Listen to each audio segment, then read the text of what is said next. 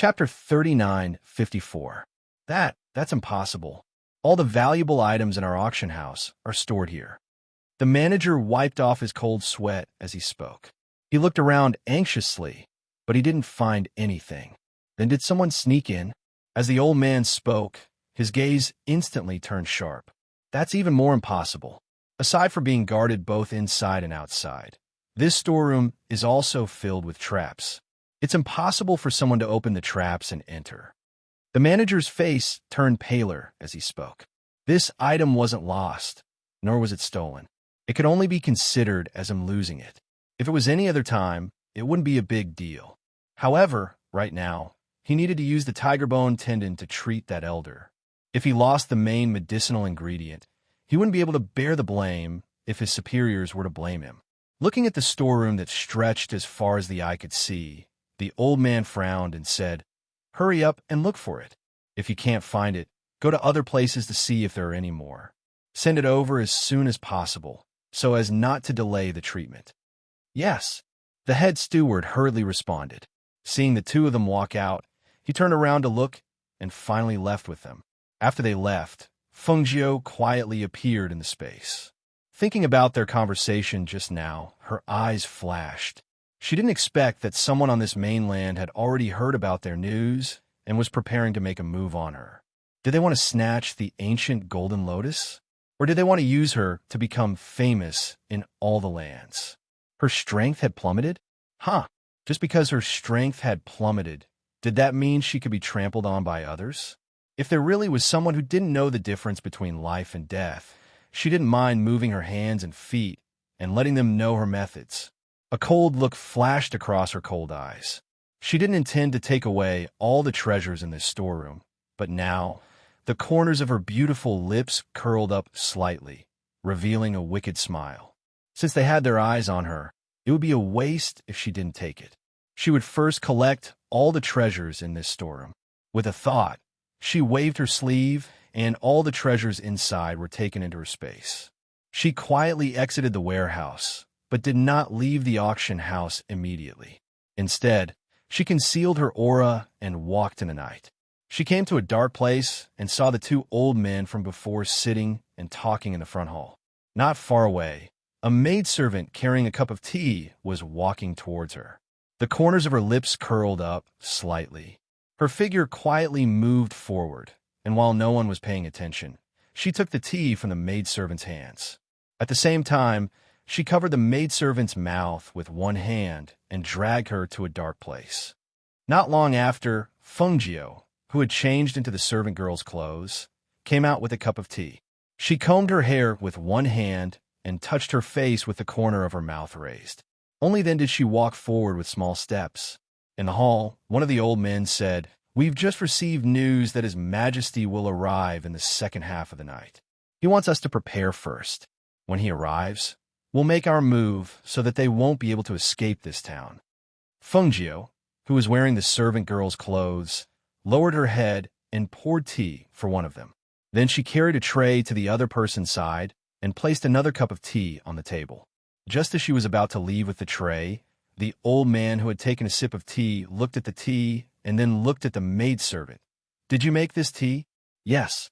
Fengjiu didn't raise her head and only slightly bent her knees in response. Chapter 39:55. "No, I just feel that the taste of this tea is very special. It is very light and carries the fragrance of bamboo leaves." The old man said, then looked at the servant girl and asked, "What kind of tea is this?" "This is green bamboo, spiritual tea. It is brewed from the new tea before the rain and bamboo leaves, so it has the fragrance of bamboo leaves," Fengjiu said in a low voice, with a trace of timidity in her voice. But in her heart, she was chuckling. When she knocked the servant girl unconscious and dragged her to a corner, she picked 2 tender bamboo leaves and put them in the tea to cover up the colorless and odorless medicine. She did not expect the old man to say that the tea had a special taste. Well, she added the ingredients to the tea and personally served it to the two of them. How could it not taste good? "Go pack some of these tea leaves and take them with me," the old man said, indicating for her to leave. "Yes," Fengjiu replied, slightly bending her knees before leaving. When she turned to leave, the corners of her lips curled up and she thought to herself, "I'm afraid that after drinking it once, you won't want to drink it a second time." She went to the backyard, and when she reached a place where there was no one, she threw the tea tray to the side. She reached out and lifted the servant girl's robe, revealing the red dress she was wearing underneath. She turned back to look, and a smile appeared on her face. In the next moment, the tip of her foot lightly tapped the ground, and she flew into the air. About the time it took for a stick of incense to burn after she left, the head steward rushed into the front hall with a pale face. "Elders, I heard from the guards that a servant girl came to serve tea. Did the two of you drink it?" His anxious voice was filled with worry, and his eyes anxiously looked at the two people in the hall, as well as the cups of tea that were already empty. Looking at the cups of tea and then at the two elders, he felt his heart sink. When the two of them heard his words, they could not help but look at each other. One of them said, "Just now, a servant girl came to serve tea. What about it?" The head steward opened his mouth, but did not say a word for a long time. "Is there a problem with that servant girl? Speak." Another old man shouted with a deep frown. "Just now, the guards discovered an unconscious maidservant in the corner of the fake mountain." As the chief steward spoke, the two men's expressions suddenly changed. "This tea."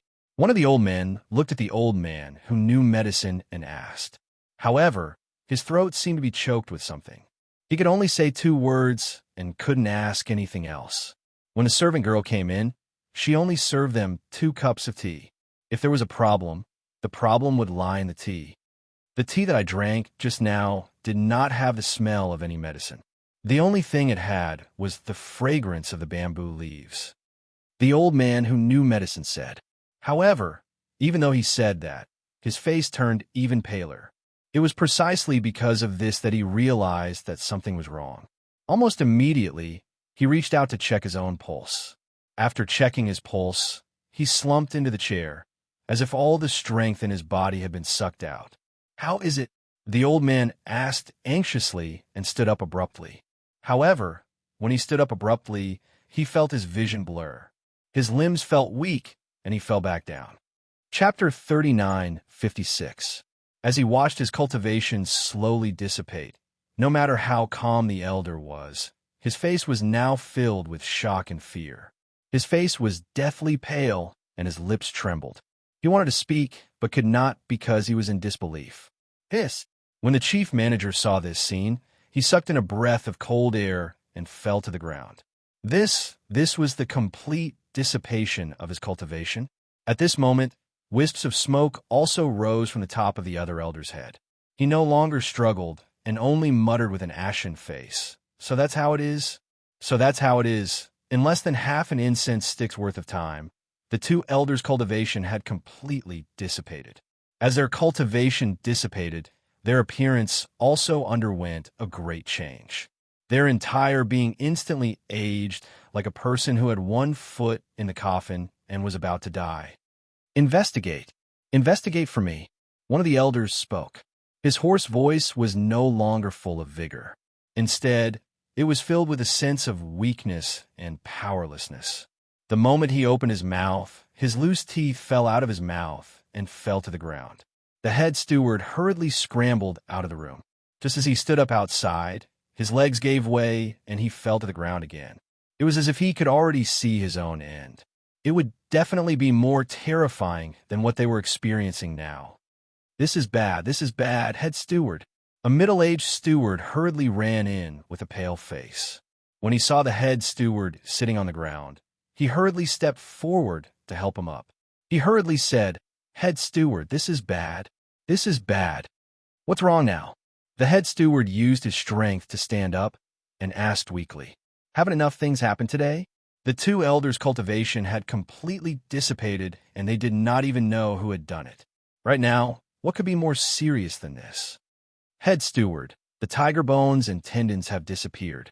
I wanted to go to the storeroom to search, but who would have thought that when I went in, everything in the storeroom had disappeared?"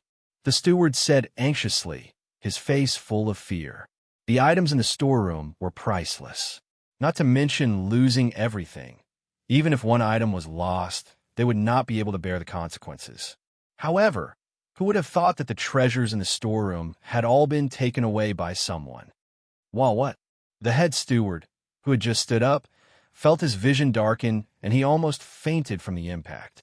Everything in that storeroom has been emptied. Not a single one was left behind.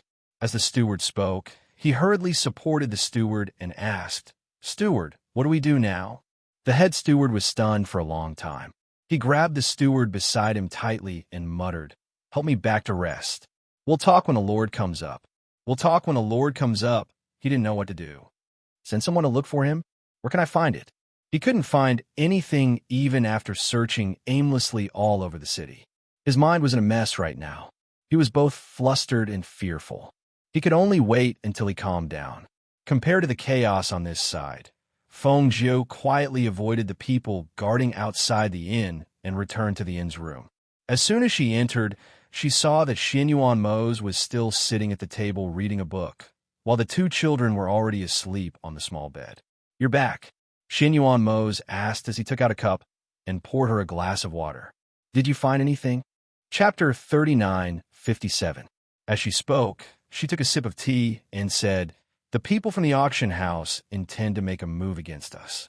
Moreover, their lord or whatever will come, and I reckon that Azura King we met last time will be there as well. So, I'm thinking, should we lie low for a while?" "You're worried about the two children?" Xianyuan Mose asked. "And, after all, they're still so young. I'm not afraid of fighting with those people, but I'm worried about the two children." She paused and gently shook the teacup in her hand before continuing, "Moreover, that monk told me last time that I would encounter a bloody disaster this time. So, I'm worried that I won't be able to take care of the two children." "His words can't be trusted," Xianyuan Mose said as she took a sip of tea. She didn't think that the monk's words could be trusted. Feng Jiu smiled and said, "He is indeed someone with some ability. Although we can't completely trust him, we can't not trust him."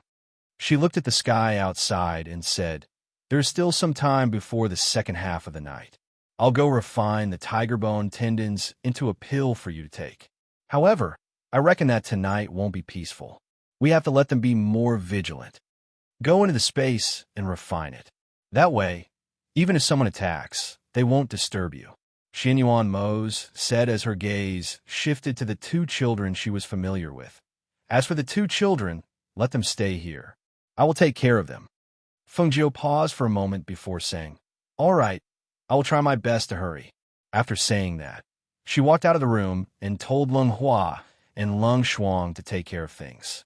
Then, she turned around and entered the room. Her figure flashed into the space. At midnight, a group of people appeared in the sky. They flew across the sky and directly arrived at the auction house.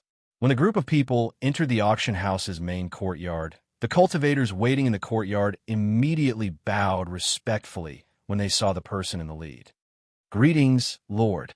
The people in the courtyard shouted in unison, bowing their heads and cupping their hands in salute. The leader was wearing a mask. He looked at the people in front of him and frowned slightly. He asked in a deep voice, "Why is it only you guys?"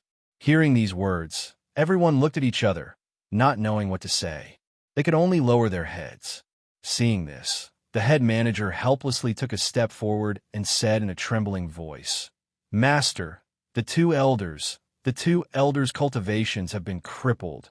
The air became oppressive and cold because of these words. The black-robed, masked master exuded a gloomy and powerful aura. He reached out and lifted the head steward up. "What did you say?" That voice was gloomy and terrifying. The chief steward, who was lifted up, turned pale and didn't dare to struggle. He could only report the matter to him in a trembling voice. That's how it is. This subordinate is useless. This subordinate has failed in his duty. Master, please punish me." He did not dare to beg for mercy. He only asked for forgiveness. Bang! With a loud bang, the head manager was thrown to the ground. The sound of bones breaking could be heard, but no one dared to help him up, and no one dared to plead for him. The head steward painfully groaned. He clenched his teeth and got up, but he didn't leave. Instead, he knelt in the corner. "So you don't know who schemed against him?" the Lord asked in a gloomy voice. Chapter 39:58. As soon as he finished speaking, he felt a murderous aura fill the air. The head manager's legs went soft, and he fell to his knees with a thump. He hurriedly said, "Master, although this subordinate is unable to find out who did it, I'm afraid that in this city, only the ghost Dr. Fungio and her group have the ability to do so." He lowered his body and knelt on the ground, pressing his forehead against the ground. When he felt the murderous aura surrounding him recede a little, he secretly sighed in relief and said, "It's just that this subordinate's strength is too low, and I really don't dare to act rashly and alert the enemy. I can only wait for Master to arrive." "Fungio?" The Master lightly twirled his large black finger, his cold gaze penetrating.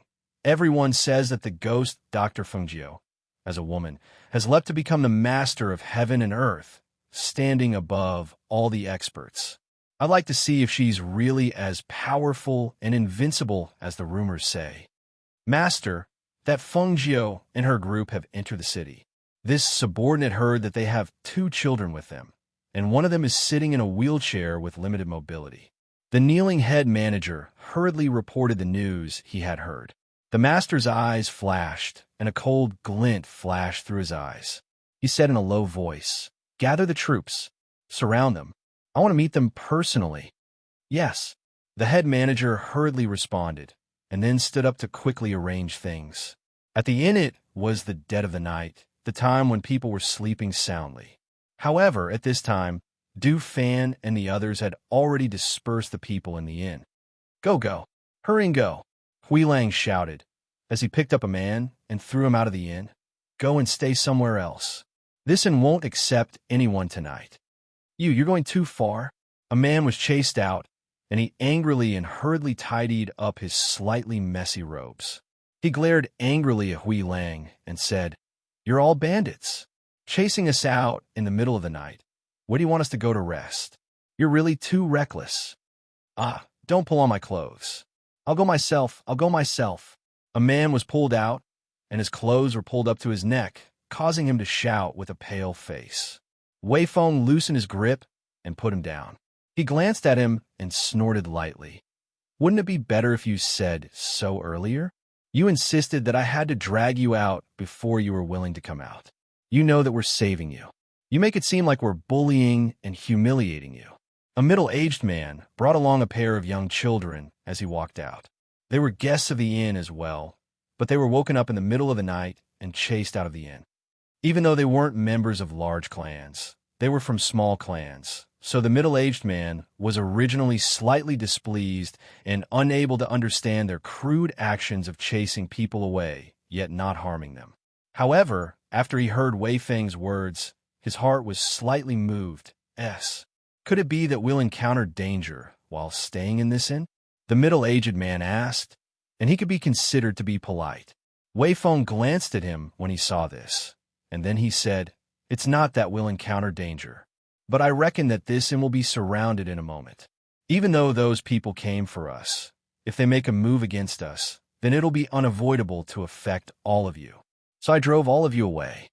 The middle-aged man's expression went grim when he heard this, and he hurriedly cupped his hands and bowed.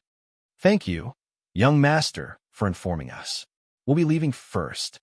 Chapter 39:59. The middle-aged man, who was leaving with his son and daughter, couldn't help but tense up when he saw this scene. He hurriedly protected his son and daughter and retreated far away, his eyes looking at the inn worriedly. In this day and age, who would care about the life and death of others like them? He was originally annoyed that he had been woken up in the middle of the night, but when the other party told him the reason, he couldn't help but be convinced. Looking at the situation, the enemies of the youths in the inn should be these people, right? Looking at the cultivators surrounding the inn, each of them had a reserved cultivation base. With a single glance, one could tell that they were experts. He couldn't help but worry for those youngsters. "Father, there's so few of them. Would they be killed by these people?" The young girl tightly hugged her father's arm and hid half of her body behind her father. She looked at the scene with fear. Killing intent filled the air. Even though they had retreated to a corner, they could still clearly feel the cold and oppressive aura. The middle-aged man sighed. That shouldn't be the case. They seem to be quite strong.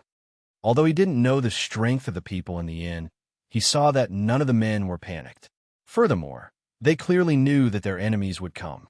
Perhaps they had a card up their sleeves? In the middle of the night, aside from those who had been chased out of the inn, there was no one else on the street. Those who were still complaining and unwilling to leave. When they saw the cultivators surrounding the inn, their expressions changed, and they immediately retreated without caring about anything else. Because the target of these people was Fungio and the others in the inn, they only coldly glanced at them.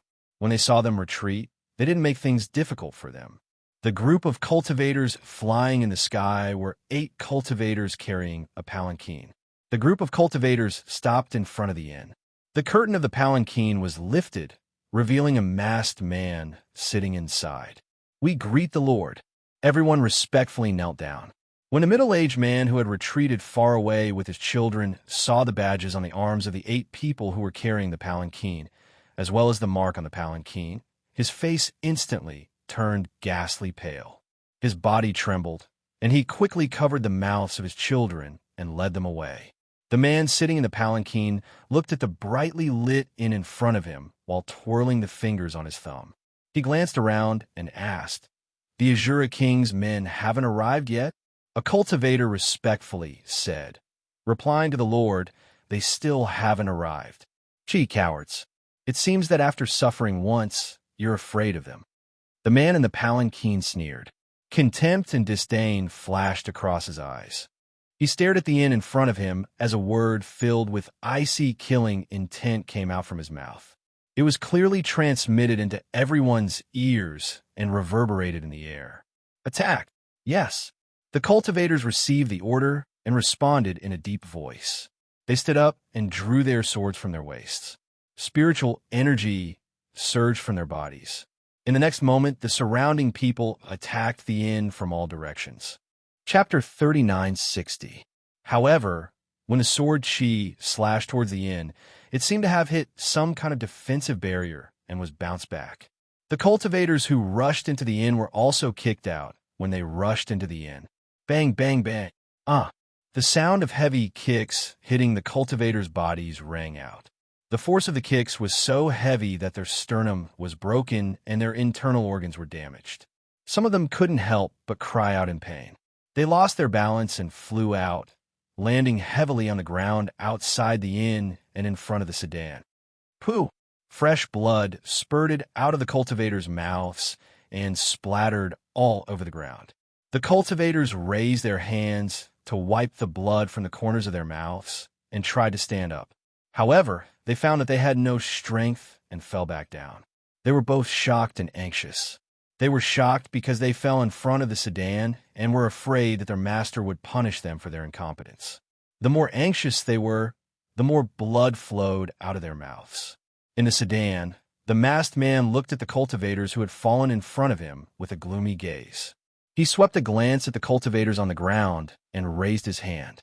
The people on the left and right of the sedan stepped forward and brought the cultivators to the side. At this moment, the inn's door creaked open. Dufan walked out with a smile, gently fanning himself with a fan in his hand. Beside him were Chi Kong and Hui Lang. The rest of the people stood guard in other parts of the inn to prevent those people from attacking the inn from other places. "What are you doing here so late at night instead of sleeping?" Dufan asked with a smile. His face was filled with a kind of amiable smile, but his eyes were cold. The masked man in the sedan looked at them. His eyes flashed, and he sneered, "I'm relieved to see you here." These people were here, which meant that the ghost Dr. Fungio was here as well. Chi Kong had been discreetly sizing up the person in the palanquin ever since he came out. However, he realized that, even with his cultivation, he could not see through the other party's strength. Therefore, he lowered his voice and said to Dufan and Hui Lang, "This person is very strong. We should be careful." Upon hearing Chi Kang's words, Hui Lang looked at the person in the palanquin in surprise. He couldn't see his face because he was wearing a mask, but his aura was indeed very strong. Hence, he said, "No matter how strong he is, can he be stronger than Master and Madam?" In his opinion, Master and Madam were already rare experts in the world. No matter how strong he was, he would not be able to stand shoulder to shoulder with them. It's better to be safe than sorry. As Chi Kong spoke, he moved his hand, and a long sword appeared in his hand with a swoosh. He pointed it diagonally to the ground. The long sword was suffused with a sharp cold light, reflecting a cold light in the night. Go meet them. The man in the palanquin did not take action. Instead, he signaled for the cultivator beside the palanquin to go out and fight. Yes, the three cultivators stood out at the same time. Their figures dashed out in an instant. They did not hold any weapons in their hands, but a powerful airflow condensed in their palms and suddenly attacked Du Fan and the other two in front of them. Swoosh! 3 streams of energy shot out from the palms of the 3 cultivators, like ferocious tigers pouncing towards them. The ferocity of their auras caused Du Fan's team of 3 to feel a powerful will to fight and killing intent radiating from them. Split up. Chapter 39:61. The man sitting in the palanquin watched the 6 of them fight. His hand tapped on his thigh from time to time, as if there was some sort of rhythm to it. Seeing that the 3 cultivators were at a disadvantage against Du Fan and the others, he didn't show any signs of anxiousness and continued to sit there as before. When the 6 people in the air had been fighting for half an incense stick's worth of time, one of the cultivators was struck down by Chi Kong. The man in the palanquin shot out like lightning. No one saw how he attacked, but in the blink of an eye, he was already in front of Chi Kong. Chi Kong only felt a strong gust of air carrying a cold, murderous aura. He didn't even have time to react before his chest was hit by the other party. With a loud bang, his whole body fell backward. Chi Kong. When Du Fan and Hui Lang saw this, they couldn't help but be shocked. Their expressions instantly changed. In their momentary distraction, the 2 of them were struck by the wind blades in the hands of the 2 cultivators. Blood seeped out of their arms. You're courting death. Du Fan's expression turned cold. He spun the fan in his hand, and a sharp blade emerged from the fan with a whoosh, instantly cutting the throat of the cultivator opposite him. With a short scream, the cultivator's body convulsed, and he fell straight to the ground. With a bang, he fell to the ground. Blood flowed out of his mouth, and the blood from his throat also seeped onto the ground. After a while, he breathed his last. After being attacked, Grey Wolf's instinctive reaction was to counterattack. However, the opponent dodged very quickly, allowing him to avoid a fatal blow, but one of his arms was chopped off by him. The cultivator sucked in a breath of cold air and roared. His arm was chopped off and blood splattered everywhere. His figure quickly retreated and he staggered to the ground. Chi Kong, how are you? After killing that cultivator, Du Fan turned around and caught Chi Kong, who had fallen to the ground. He supported Chi Kang's body that had lost its balance. When he saw that Chi Kang's face was pale and blood was flowing out of the corner of his mouth, he couldn't help but feel his heart sink. Fan Lin, who was guarding the other side of the inn, was repelling the cultivators who were planning to sneak into the inn when he heard Du Fan's anxious shout from the front. He immediately responded, "Coming." As soon as he spoke, his figure quickly moved forward. When he arrived in front of them, he saw a masked man in front of Du Fan and Chi Kong. He was condensing a powerful airflow in his palm, preparing to attack the 2 of them. "Be careful," he shouted loudly, and did not retreat to avoid the attack. Instead, he quickly ran forward because he saw Chi Kang's face was deathly pale and his body was swaying unsteadily. If he received this attack again, he was afraid. "Don't come over." When Du Fan saw Fan Lin running over, his expression changed drastically, and he cried out in alarm. He was a little far away from them, so he might not have sensed the powerful aura of destruction. However, they could clearly sense that it was the aura of a divine king. This masked man in front of him was a God King level powerhouse. With such strength, let alone them, even if all of them worked together, they wouldn't be able to withstand his attack, let alone them. The aura of a divine king was released in an instant. That destructive aura made them break out in cold sweat. Their bodies stiffened as they stood there, unable to dodge. Chapter 39:62. The aura of death enveloped them at that moment. It had been a long time since they had experienced something like this, and all they could feel was a chill running down their spines. This was the aura of a divine king. This was the terror of a divine king. Even if there was only a difference of one level, a divine king could easily kill them. However, wasn't it said that there were no powerful cultivators in this area, and that there was no ruler of the heavens and earth? How could there be a God King level expert here? Furthermore, they had never heard of such a person before. However, just as they watched the powerful aura of a divine king engulf them, and watched as the destructive aura of the attack swept towards them, a black figure suddenly appeared behind them and blocked their path.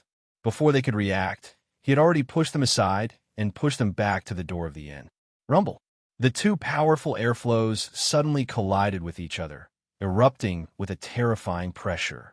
In the air, the energy flow surged, as if a large stone had been thrown into a calm lake. Ripples spread out on the water surface. The moment the aura rippled out, the sand on the ground was swept up, and everything in the surroundings was swept away. The cultivators who were guarding the palanquins had no choice but to lower their bodies and press down on the palanquins to block the powerful aura. When the aura gradually dissipated, they raised their heads to look and saw that a handsome man dressed in black robes was standing in front of their master. His ink-black hair was tied up high, and his cold face was handsome with the charm of a resolute and mature man. His brows were slightly furrowed as he looked in front of him with a trace of displeasure. His deep eyes were like a bottomless abyss, mysterious and unfathomable. Under his tall nose, his sexy thin lips were slightly pursed. He had one hand behind his back and the other in front of his abdomen. His low-key yet luxurious black robes accentuated his slender physique. Even if he did not open his mouth, the intimidating aura of a sovereign overlooking the world was fully displayed, causing people to lower their heads in front of him, not daring to look him in the eye. Its master. Hui Lang was pleasantly surprised to see his master, who had suddenly appeared. His face broke into a wide smile, and his initial worries disappeared without a trace when he saw his master. "It's the Yama Lord who saved us," Du Fan exhaled softly. Although he was shocked, he also secretly heaved a sigh of relief. Under such circumstances, he thought that they would definitely die. He did not expect the Yama Lord to save them. Furthermore, during this period of time, he had always known that his master had been treating the Yama Lord's legs. He also knew that the Yama Lord's legs were already able to stand up and walk. But this was the first time he did not appear in his wheelchair.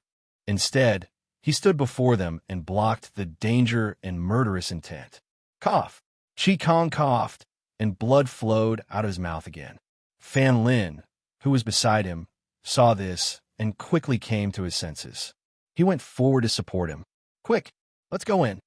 As he spoke, he helped her into the room, ignoring the battle outside. "Grey Wolf, you go inside. I'll stand guard here," Du Fan said, letting Grey Wolf go inside to guard. He gave him a look, indicating the two young masters in the guest room upstairs. Chapter 3963. The surrounding people retreated, leaving only Xianyuan Mose and the masked man standing there with his hands behind his back. Looking at Xianyuan Mose, who was wearing a black robe and emitting a powerful aura, the masked man's eyes flashed. He stared at him coldly and asked, "Are you the Azure Dragon Sovereign, Xianyuan Mose?" Although it was a question, his tone was very certain. It was obvious that there was no one else who could have such a powerful aura other than Xianyuan Mose. Xianyuan Mose glanced at him coldly, but didn't reply. Instead, his figure flashed, and his black figure shot out like a bolt of lightning, attacking the masked man at a speed that was too fast for one's ears to hear. The masked man's heart skipped a beat when he felt the powerful pressure. He didn't dare to be careless. He gathered all of his strength in his palm to meet Xianyuan Mose's attack, but he didn't expect that when the two streams of air collided, there would be a loud rumble, and the powerful air pressure would hit him in the face with a bang. Crack! With a crack, the masked man was sent flying. The mask on his face could not withstand the powerful force and cracked. It fell to the ground with a clang, revealing his true face. The blood in his body surged. He felt salty in his throat and spat out a mouthful of blood. He staggered back. When he finally steadied himself, he saw a palm coming towards him. It was so fast that he could not dodge it. He could only take it head-on. Bang! Ah! There was a loud sound, followed by a scream. This time, he lost his balance and flew out. He crashed into the wall of a shop not far away. Because of the great force, a large part of the wall collapsed. The wall collapsed, and the masked man was buried under the rubble. Dust filled the air, and the masked man's figure could not be seen for a moment. "Master!" Cries of alarm rang out. The cultivators all ran forward in shock. Xinyuan Mose didn't plan on letting him go just like that. Instead, he walked forward step by step, releasing a powerful pressure that filled the air. The cultivators who were rushing forward felt their hearts tremble, and they couldn't help but retreat. His pace was neither fast nor slow. Every step he took seemed to be stepping on the hearts of the cultivators, causing them to only feel fear and panic. They wanted to go forward, but they didn't dare to. In the current situation, if they went forward, they would only be killed. As for the cultivators carrying the palanquin, although they were afraid, they still raised their swords and slashed at Xinyuan Mose. However, with their strength in Xinyuan Mose's eyes, they were nothing more than children wielding swords. They were not worth mentioning at all. He did not even look at them. With a wave of his hand, a powerful force struck out. With one strike, each of them spat out blood and fell to the ground. Chapter 39:64. However, at this moment, a loud crash sounded from within the inn, followed by Hui Lang's cry of alarm. "Little masters!"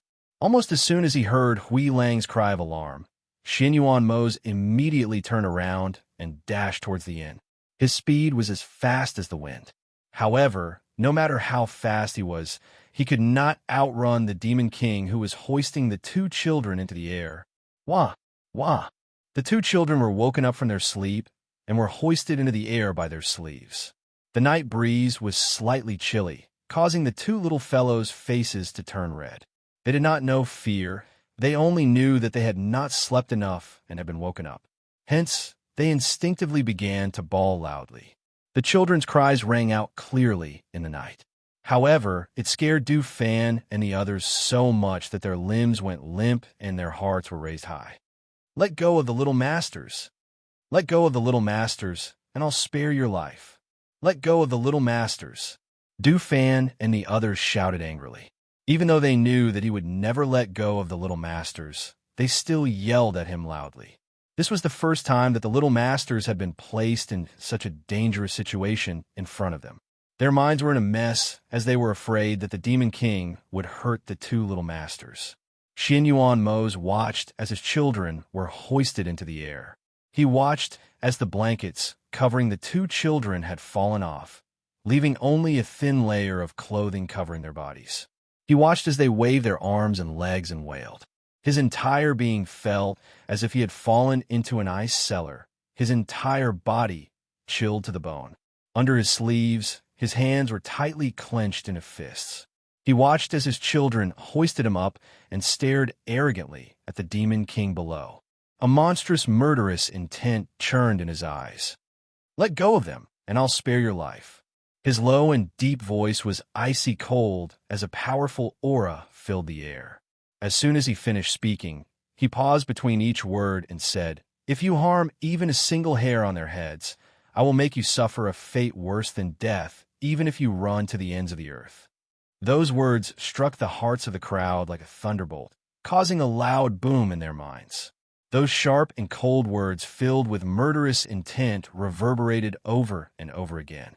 Azura King, who was hovering in midair with the two children in his hands, was shocked when he heard Xinyuan Mose's words. However, he only sneered. The mask on his face concealed his expression, and only his gloomy and arrogant voice could be heard. "With Ghost Dr. Fengjiu and the Azure Dragon Sovereign's son and daughter buried with us, I think it's a win-win situation." As he spoke, he even lifted the child up and waved it in front of him. "Damn it!" Hui Lang clutched his chest and wiped away the blood at the corner of his mouth. He clenched his teeth as he watched his two young masters being taken away by the Azura king. His heart was filled with anxiety and self-blame. He did not expect that the Azura king would suddenly appear out of nowhere. And even more did he expect that the little masters they had been heavily protecting would still fall into his hands. If anything were to happen to the two little masters, even if he were to die 100 or 1,000 times, it would not be enough to atone for his dereliction of duty. Wah-wah! Wah-wah! The two children cried loudly. Their cries tugged at everyone's heartstrings, but there was nothing they could do. They could only watch helplessly as they fell into a passive situation. Chapter 3965. When she finished refining the pills in the cauldron, she slapped the cauldron with her palm, and 3 pills flew into her hand. After looking at the pills in her hand, she put them in a bottle and used her divine sense to scan the outside. Her expression changed drastically when she used her divine sense. With a flick of her sleeve, she appeared in the room. However, a large corner of the room was destroyed. Hearing the children's cries, she quickly walked out. The children were no longer on the small bed. Next to the small bed, Lung Shuang, Bai Qing Sheng, and Qin Xin were lying unconscious on the ground. Except for Qin Xin and Bai Qing Sheng, who were unconscious because of a frontal attack, Lung Shuang's wound was pierced through his back. There was another penetrating wound on his back, and blood was oozing out from the front. Lung Shuang, seeing that the 3 of them were not in good condition, she quickly helped Lung Shuang up and fed him a pill. At this moment, Lung Hua rushed over after fighting off 2 cultivators. He also quickly helped Qin Xin and Bai Qing Sheng up. Ignoring his sister's injury, he could only say, "Master, the 2 little masters, I saw it." As Fengjiu spoke, he looked coldly at the figure in the air. He was holding her 2 children in one hand. In the night wind, the 2 little fellows' faces were red from a cold. Their cries gradually became hoarse. Her heart clenched tightly. "Take good care of them." As Fengjiu spoke, he handed the 3 children to Lung Hua. He stood up, walked to the gap, and rose into the air. Her red dress fluttered and her black hair fluttered in the wind. Her beautiful face was as cold as ice, but it was fatally attractive. She looked at the Demon King and spoke in a cold voice. "It's just 2 children. What do you do with them? Why don't I exchange them for the 2 children?" As soon as she said this, Du Fan and the others couldn't help but cry out, "Master, you can't. Master, even if you want to exchange them, we should be the ones doing it." "I'll do it. I'll do it." Hui Lang shouted and said to the Demon King, "Let them go, and I'll be your hostage." "Ah!" The Demon King sneered, and his cold gaze swept across their faces. Finally, when his gaze fell on Xianyuan Mose and Fengjiu, he revealed a strange and sinister smile. "If you don't want them to die, you 2 can have a good fight. I'd like to see how fierce the fight between the 2 of you will be."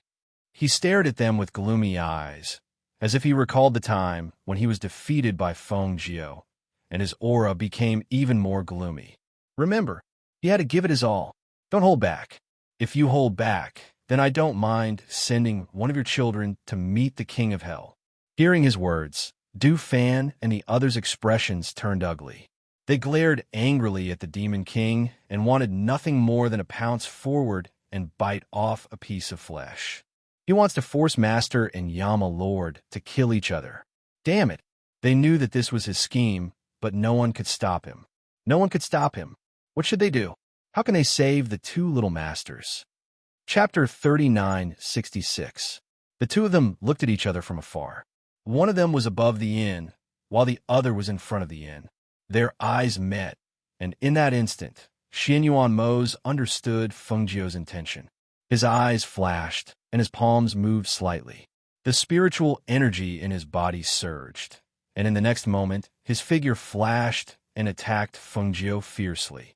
Fengjiu did not dodge. Instead, he watched as Xianyuan Mose rushed over. There was no panic in his eyes, only calmness and steadiness. When Xianyuan Mose reached the top of the inn, he moved his hand, and a green sword appeared in his palm. "Master, Madam," Du Fan, Hui Lang, and the others who were watching from below felt their hearts tighten. They clenched their fists tightly, worried that they would be injured. They were even more worried that the Demon King would kill the two young masters. After all, they had already experienced the ruthlessness of the Demon King's methods. A person who could kill even his subordinates would naturally not care about the lives of the two young masters. Xianyuan Mose and Fengjiu did not hold back in their fight. They had not sparred for a long time, and they wanted to take this opportunity to test each other's strength and ability to adapt. Moreover, the two of them also had an idea. Boom! Bang! Whoosh! A fierce airflow swept across the air, bringing with it a powerful airflow that covered the sky. The two of them did not hold back. Instead, the fight became more and more intense. Due to the intensity of the fight and the fierce airflow, their robes were torn apart by the airflow, and a trace of blood seeped out. However, neither of them paid attention to it, and neither of them paid attention to it. Looking at the intense fight between the two of them, the Demon King's eyes were filled with excitement and madness. With his cultivation, he could naturally see that the two of them were not holding back. The two of them fought as if they were determined to kill each other. Every move was fierce and filled with killing intent. The Demon King's blood was boiling, and he was indescribably excited when he saw Fengjiu's sharp sword swing and turn, refracting several rays of sword energy to attack Xianyuan Mose. He could not help but shout, "Good! Ha ha ha ha ha!" His insolent laughter was cold and sinister. As he laughed, he didn't notice that the two of them were getting closer and closer to him. Just as he was laughing, Xianyuan Mose dodged Fengjiu's attack. At the same time, his silhouette flashed and dashed forward. With a flip of his palm, a stream of air seemed to carry a fatal force as it attacked the Demon King with a force that was too fast for anyone to cover their ears. The Demon King was laughing loudly. When he saw the attack coming toward him from the corner of his eye, he sneered sinisterly, "You're courting death." As soon as he finished speaking, he did not dodge. Instead, he moved his hand and moved the two children in front of him to block Xianyuan Mose's attack. It was as if he wanted the two children to die at Xianyuan Mose's hands.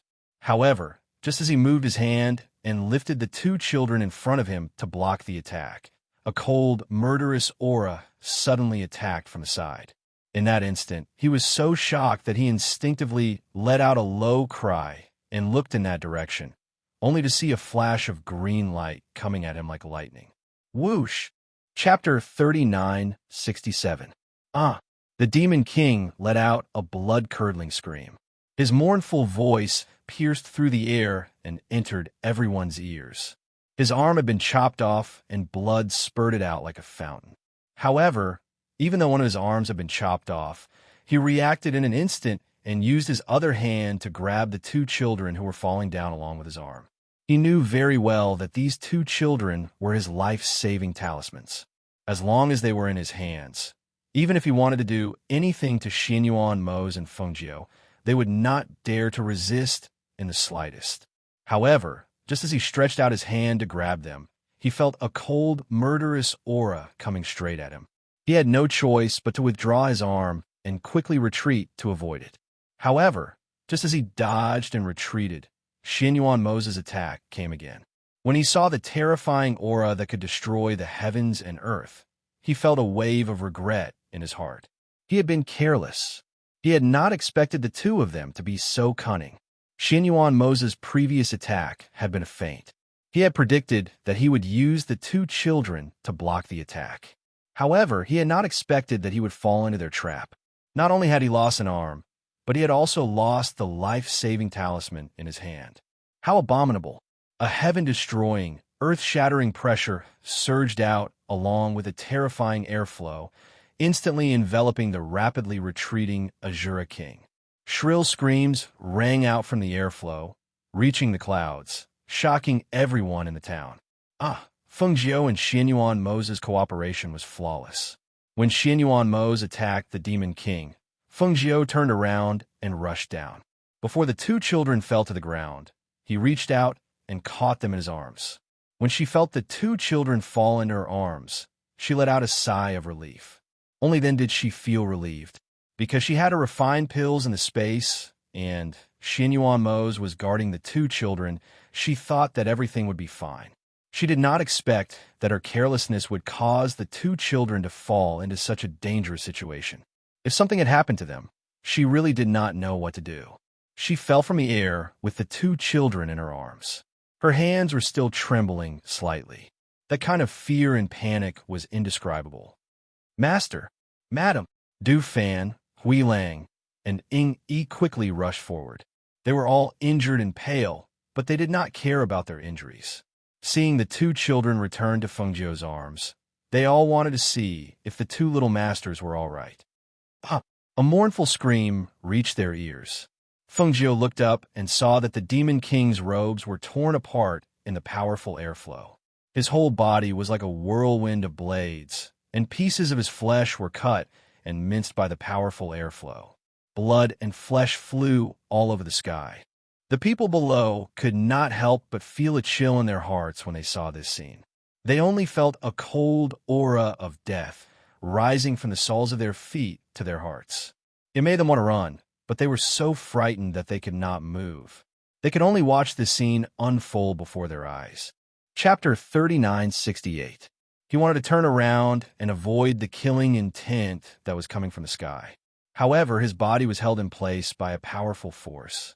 His entire body froze in place, unable to move. Even his nascent soul could not escape. He could only watch as the attack came towards him. Seeing the attack coming from afar, his eyes narrowed. He only heard a whoosh as the attack pierced through his nascent soul. At that moment, he clearly felt his body being torn apart. An aura of death instantly enveloped him. His nascent soul was shattered, his cultivation was crippled, and his body emitted a loud bang. Bang!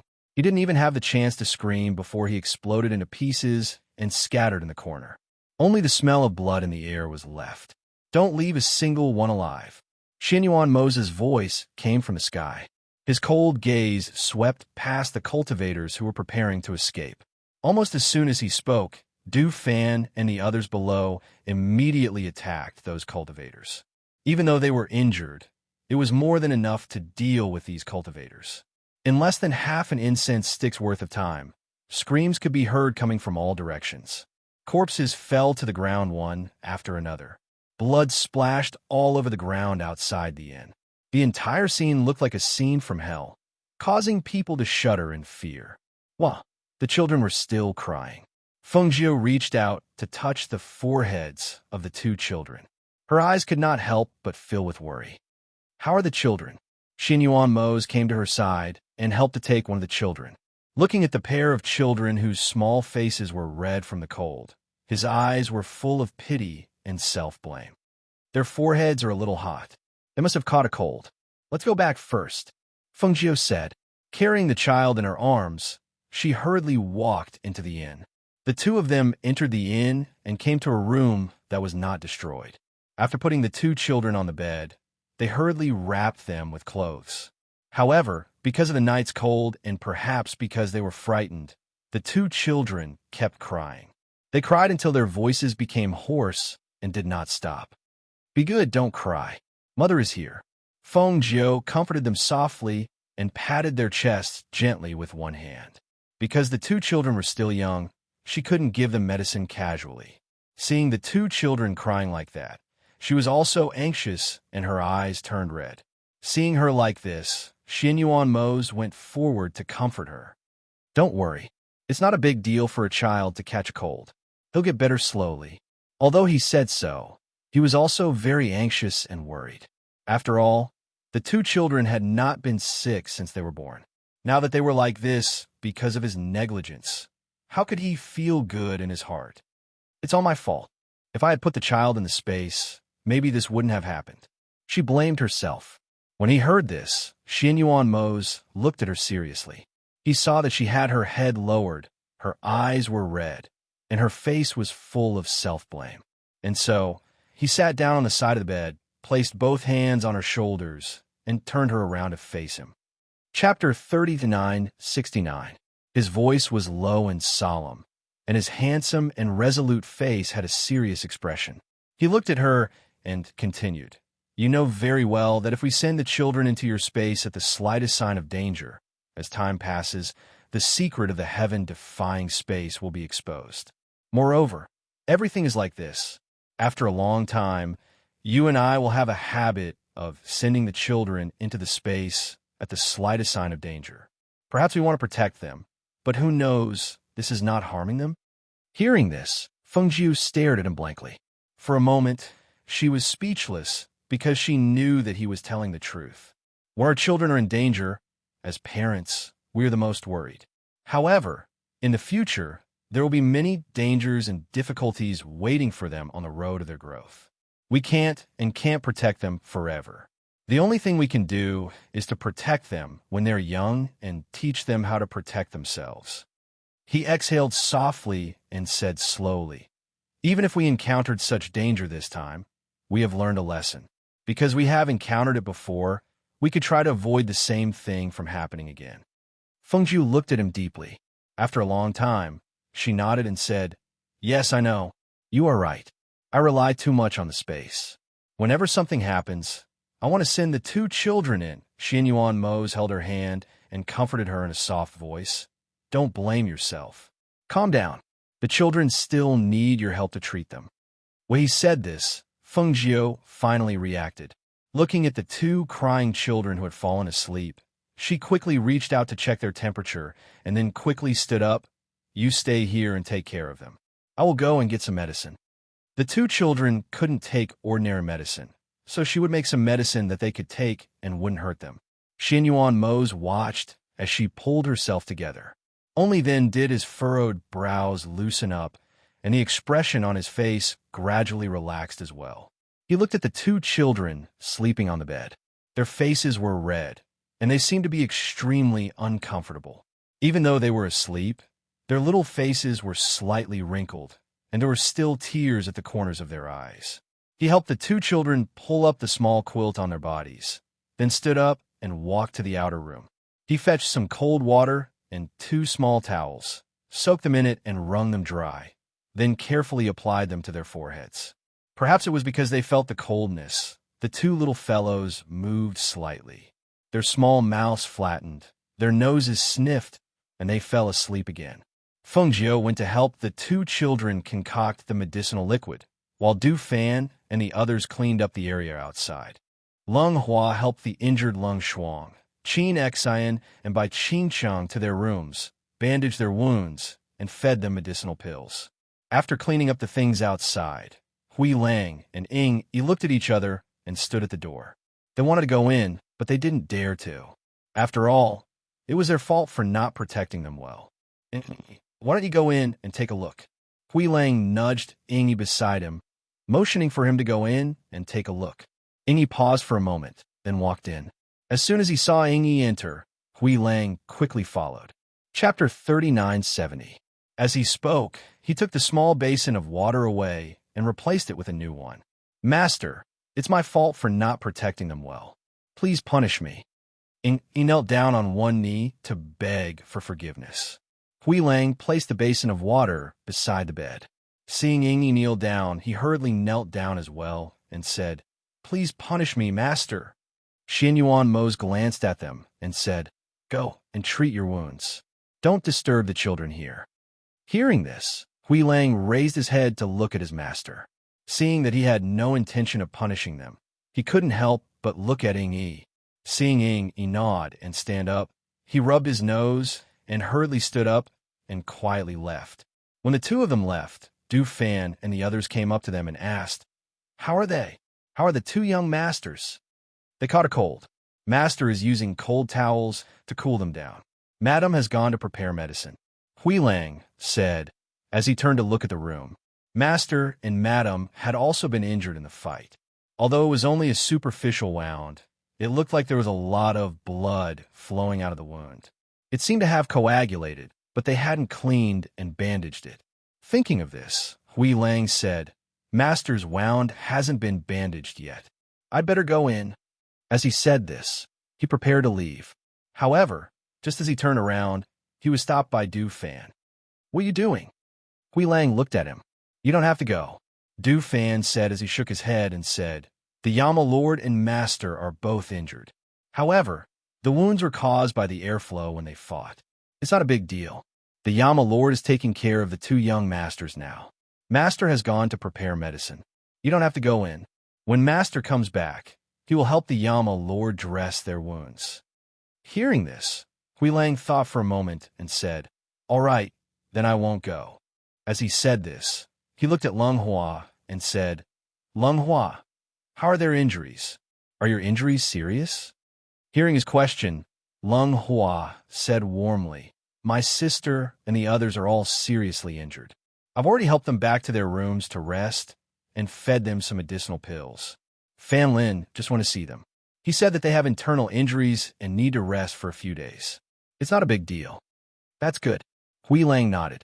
They had a lot of medicinal pills for treating internal injuries. No matter how serious the internal injuries were, as long as one took the medicinal pills and recuperated for a few days, they would gradually recover. Du Fan glanced at the inn and said, "Since the inn has been destroyed to this extent, I'll go talk to the innkeeper and give him some compensation." With that, he turned around and left. "I'll go and prepare some hot water for my master and the Yama Lord." As Lung Hua said this, he also turned around and left. He felt that the two of them might want to wash off the smell of blood on their bodies later. Hui Lang and Ying Yi simply treated their injuries and kept watch outside the room until the door of the next room creaked open and Feng Jiu came out with medicine. Only then did the two of them go up to greet him. "Madam, have you made the medicine that the two young masters can take?" Hui Lang hurriedly asked. "Yes," Feng Jiu replied. He glanced at the two of them and said, "You two rest for a while. There's no need to keep watch here." With that, he went into the room first. "How is it? Did the temperature drop a little?" Feng Jiu asked softly, his gaze falling on the two children. Chapter 39-71. I've added some medicine that can calm the mind. Give it to them later, and they'll be fine. As Feng Jiu spoke, she stepped forward and picked up one of the children. Perhaps it was because he wasn't feeling well, but her hug woke him up. She saw the child's small mouth flatten, and he started to cry. "Son, be good. Mother is here. Take the medicine, and you'll be fine." She softly coaxed him. She then called out to Hui Lang outside and asked him to bring a small bowl and spoon. "Madam, a small bowl and spoon." Hui Lang hurriedly brought the things over and then stood to the side to watch. He wanted to help more to lessen the self-reproach in his heart. "How much do you want?" Xin Yuan Mose asked. He placed the bowl on the small table and unscrewed the lid, preparing to pour out the medicinal liquid. "Drink 2 spoonfuls," Feng Jiu said as she held the child and touched his forehead. She saw that her daughter had also started to cry after hearing her brother's cries. The two children were crying loudly, making people who heard them very worried. Hui Lang couldn't help but step forward and said, "Let me carry the little master." He stepped forward and carried little Yu from the bed and carefully coaxed her. Xin Yuan Mose poured out a spoonful and placed it next to the child's mouth. But the child refused to drink and struggled to cry. Seeing this, Feng Jiu could only hold him down and said to Xin Yuan Mose, "Pour it." Hearing this, Xin Yuan Mose paused for a moment and watched her hold the child down. Only then did he carefully feed the medicine to the child's small mouth, which was opened because his nose was pinched. The little fellow swallowed and burst into tears again. His heart ached for her, but he could only quickly feed her another spoonful. After the other spoonful was fed, he hurriedly said, Okay, quickly let go of your hand." Hearing this, Feng Jiu glanced at him and gently patted the child's back with one hand while softly coaxing him, "Son, be good. It's all right now." Perhaps it was because of Feng Jiu's gentle voice that the child gradually stopped crying. He just blinked his eyes with his eyelashes stuck together and looked at Feng Jiu pitifully.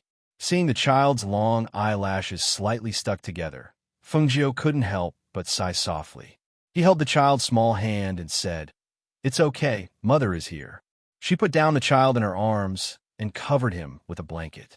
Then, she carried her daughter in Hui Lang's arms and fed her 2 spoonfuls of the medicine. When Hui Lang saw that the 2 children gradually calmed down and stopped crying, he left the room. The 2 of them sat by the bed and looked at the sleeping child. They couldn't help but look at each other and smile. Compared to before, she seemed to be much better.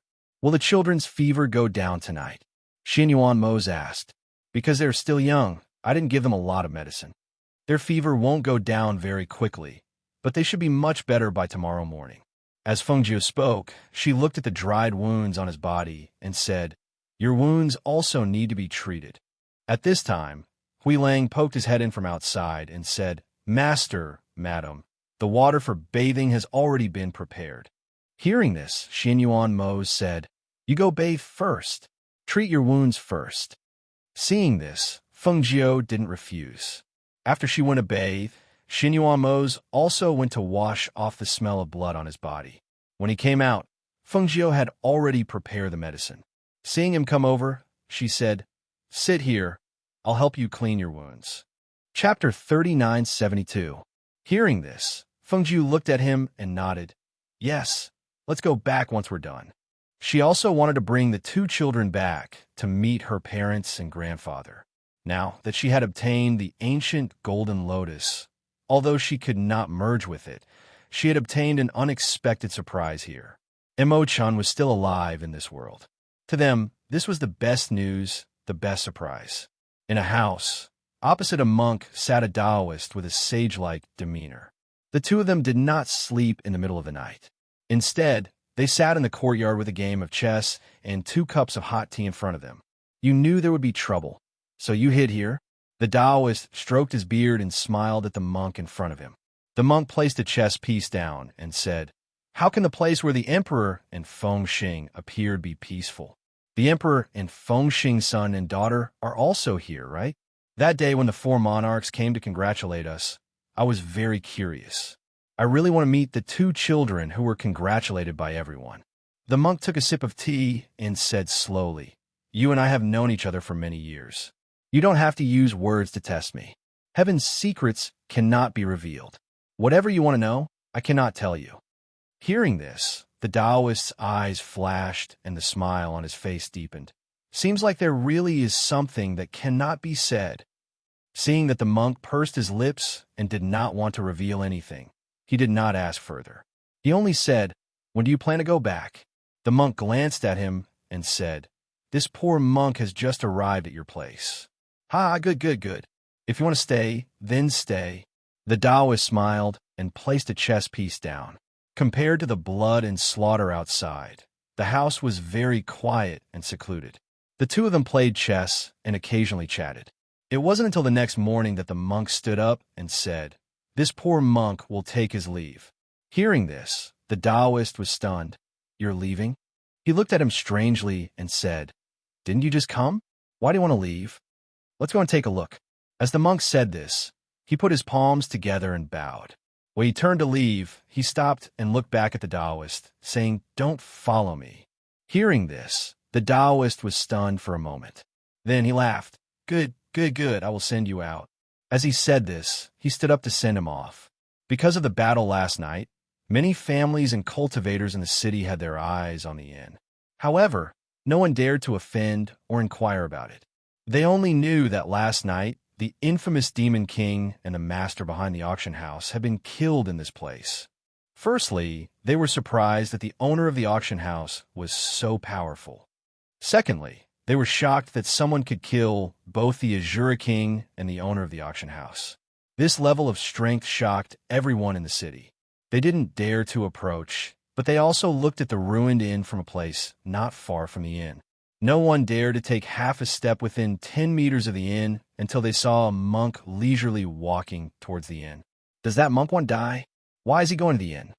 A cultivator, standing far away, stared at the monk. Chapter 3973. This monk seems to have followed these people into the city last time, a cultivator whispered. Yes, I seem to remember it too. He should be with them. Who is this monk? He seems to be a monk from the Million Buddhist sect. The whispers of the crowd did not make the monk react at all. He walked slowly to the front of the inn step by step and entered. "Master is back." Du Fan looked at him with a smile. "We wanted to send you a message because my master said that he was ready to leave." The monk put his palms together and returned the greeting, saying, "How are the benefactors?" "Haha, certainly not as good as you," Du Fan said with a smile, his eyes lingering on the monk. The monk seemed to know what would happen. As soon as he entered the city, he said that he was going to visit an old friend. After the matter was settled, he came back. Ba, the monk murmured softly. Master is here. Feng Jiu came out from the second floor and said with a smile, It's so early. Master, you haven't had breakfast yet, have you? The monk looked up at Feng Jiu and saw that there was a bit of evil spirit on her. He withdrew his gaze and murmured softly, Ba, I'm relieved to see that you are well. Hearing this, Feng Jiu raised her eyebrows and chuckled. Master, you said that there would be a bloody disaster on this trip. Are you referring to last night? The monk put his palms together and shook his head gently, saying no. Feng Jiu smiled and walked down the stairs. Yes, I only suffered some superficial wounds last night. If you said that there would be a bloody disaster and asked me to be careful, it would naturally not be at this level. She slowly walked in front of him with a smile on her face. She said, I really want to know what kind of thing will cause me a bloody disaster. Heaven's secret cannot be revealed, the monk said slowly. Feng Jiu smiled and said, Master, sit here. I'll get them to prepare breakfast for you. As she spoke, she looked at Leng Hua. Leng Hua smiled gently and gestured to the monk. Great master, this way please. He invited the monk to sit to the side and asked the waiter to serve breakfast. Feng Jiu said a few words to Du Fan and the others before returning to the room upstairs. Outside, Xin Yuan Mo sat cross-legged and adjusted his breathing. After he had consumed the elixir that Feng Jiu had refined for him, he circulated his qi to catalyze the effects of the elixir. When he circulated his qi in the morning, he felt all the qi in his body flowing away, especially in his legs. He could feel the energy gathering in his veins. Knowing that Feng Jiu had entered, he exhaled softly and retracted his aura. Only then did he open his eyes and look at Feng Jiu. How is it? Feng Jiu asked as she walked in front of him. Xin Yuan Mo stood up and his feet touched the ground. He felt that his legs had recovered to their original state. In fact, they were even stronger than before. Feeling the strength in his legs returning, he smiled and said, Your elixir is very useful. Chapter 3974. Xin Yuan Mos knew that she wanted to go alone to complete the task assigned by the Million Buddha sect, so he said, That's good. The movement here is too big, so it's not good to stay here for a long time. Let them prepare and recuperate when they get there. After saying that, he looked into the inner room and asked, How are the children? Are they better? Don't worry. I just checked. Their fever has gone down, and last night's medicine has a calming effect. They slept very well and haven't woken up yet. Let them sleep for a while and give them something to eat later. Speaking of the two children, Feng Jiu's face was full of gentleness. When she saw the two children were sick, she was worried. When she saw the two children recover, that kind of feeling of relief really made her deeply understand how difficult it was to be a mother.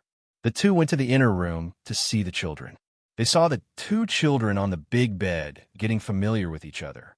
Their soft and cute little faces had returned to their normal pink color. Bubbles were coming out of their little mouths, and they were sleeping soundly. Little Mu Chun, who was wearing a sky blue little robe, slept very properly. He didn't move when he was asleep and kept the same posture. However, little Yu who was wearing a pink little robe, was very active. She turned over on her side and slapped her brother's face with her chubby little hand. Feng Jiu was so scared that he hurriedly reached out to block it. Xin Yuan Mos looked at his daughter, who didn't even sleep properly, and broke out in a cold sweat for his son. Little Yu's small hand slapped over when she turned over. If he hadn't blocked it, he reckoned that this slap would have left an additional palm print on that little fellow's face, and she would have started crying. When he saw Feng Jiu carefully move his daughter away, he couldn't help but shake his head. With a touch of helplessness on his face, he said, Little Yu will probably be a mischievous master in the future. At that time, I'm afraid that even Mu Chun, her brother, will be eaten by her. Hearing this, Feng Jiu couldn't help but chuckle. It's good that our daughter is mischievous. Don't tell me she wants to be like you, a big block of ice? What's more, my son is so young, yet he looks like you. Fortunately, little Yu can tease him in the future. The two of you can complement each other. Yes, you're right. Xin Yuan Mos replied with a doting smile. Naturally, he would not refute her words. Go and tidy up. Do you want to eat downstairs? Or get someone to bring it in? After eating something, we can get ready to leave. Feng Jiu said as she looked at the two sleeping children on the bed, intending to wake them up and eat something. I'll get someone to send it in. You eat some too, Xinyuan Mo said, then walked out and told Hui Lang, who was waiting outside. Not long after, a sumptuous breakfast was brought in. Hui Lang poked his head into the room and asked, Master, are the two young masters feeling better? There's porridge in the kitchen. Do you want me to bring it over for the two young masters? Their fever has already subsided, Xinyuan Mo said, then glanced inside and said, Go and bring it over. Okay, Hui Lang replied and hurriedly retreated to the kitchen to bring in the porridge. Chapter 3975. Xinyuan Mo's, who was at the side, saw that the two children were full of energy and revealed a faint smile. He reached out to rub his daughter's hair and saw the little fellow poking her head out from her mother's embrace. Her chubby little hands grabbed his hand and stuffed it into her mouth. Looks like she's hungry. He retracted his hand and didn't let the little fellow stuff the food into her mouth. He got up and brought the cooked porridge over from the table and carefully fed it to her. Wear a scarf to avoid dirtying your clothes, Feng Jiu said as he tied a small scarf around little Yu and little Mu Chen's necks. She held the two children in her arms, and Xinyuan Mo's fed them. After they were full, she let Feng Jiu put the two children on the bed and let her eat something. Downstairs, Du Fan and the others were preparing. Lung Shuang and the others also came out of the room. They had suffered internal injuries, and even though they had taken medicine to treat their internal injuries, their faces were still slightly pale. After all, the Demon King's strength wasn't weak, and he didn't show any mercy. If they didn't have medicine to treat their internal injuries, they reckoned that they wouldn't be able to get out of bed today. I've prepared a few carriages. Later on, you all will sit in the one behind the masters. The last one will be for the Great Master and Qi Kong. Du Fan looked at Lung Shuang, Qin Xian, and Bai Qingsheng as he spoke. Originally, there wasn't a need for so many carriages.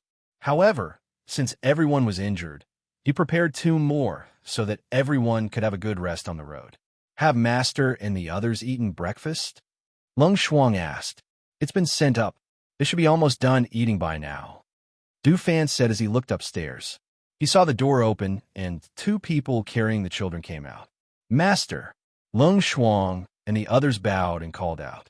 How are your injuries? Are you feeling better? Feng Jiu asked as his gaze fell on the 3 of them. After taking the medicine, I feel much better. That's good. Rest more on the road. If the journey is fast, we can reach our destination in 2 days.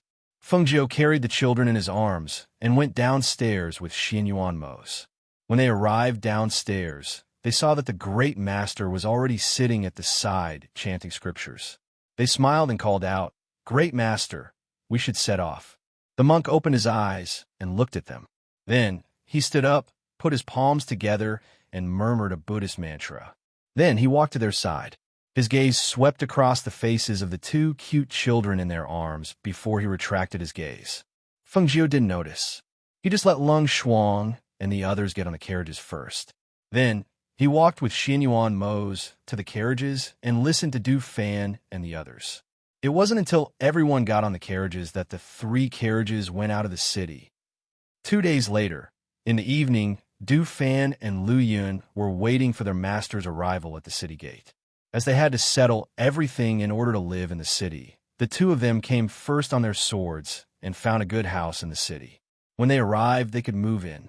Calculating the time, they should arrive at this time. How long do we plan to stay here? Master's going to do something. Do we need to go with him?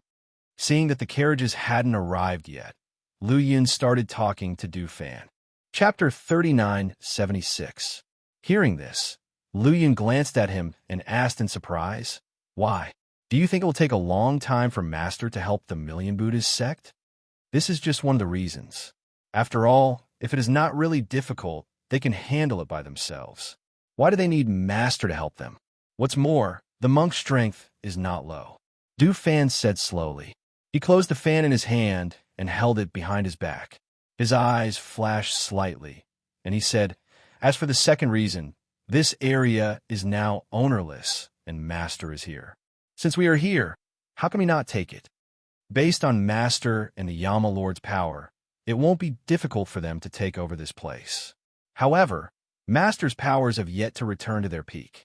If you really want to do this, I reckon that you'll have to stay here for a while.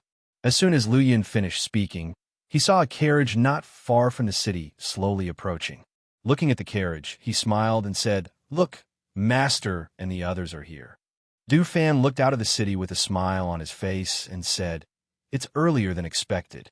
I guess they didn't have much rest on the way.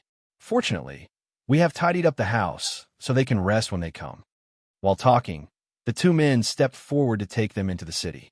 Unexpectedly, before they left the city, the three carriages that were about to enter the city were stopped by the guards in the city. Seeing this scene, the two men looked at each other and quickly stepped forward. "Get off the carriage and walk into the city," the city guard shouted sternly, pointing the sword in his hand at the carriage. Lung Hua drove the carriage. When he saw the city guards shouting at them to get off the carriage, the gentle smile on his face disappeared. He glanced at the city guards and finally fixed his eyes on a captain of the city guards. He asked, "Is the rule in the city not to allow carriages to enter the city?" The gentle voice inexplicably made the city guard captain's hair stand on end. He looked up and saw that the man who spoke had a gentle smile on his face. He looked like a cultured and refined person and did not have the slightest bit of killing power. Thus, he coughed lightly and said, "That's right.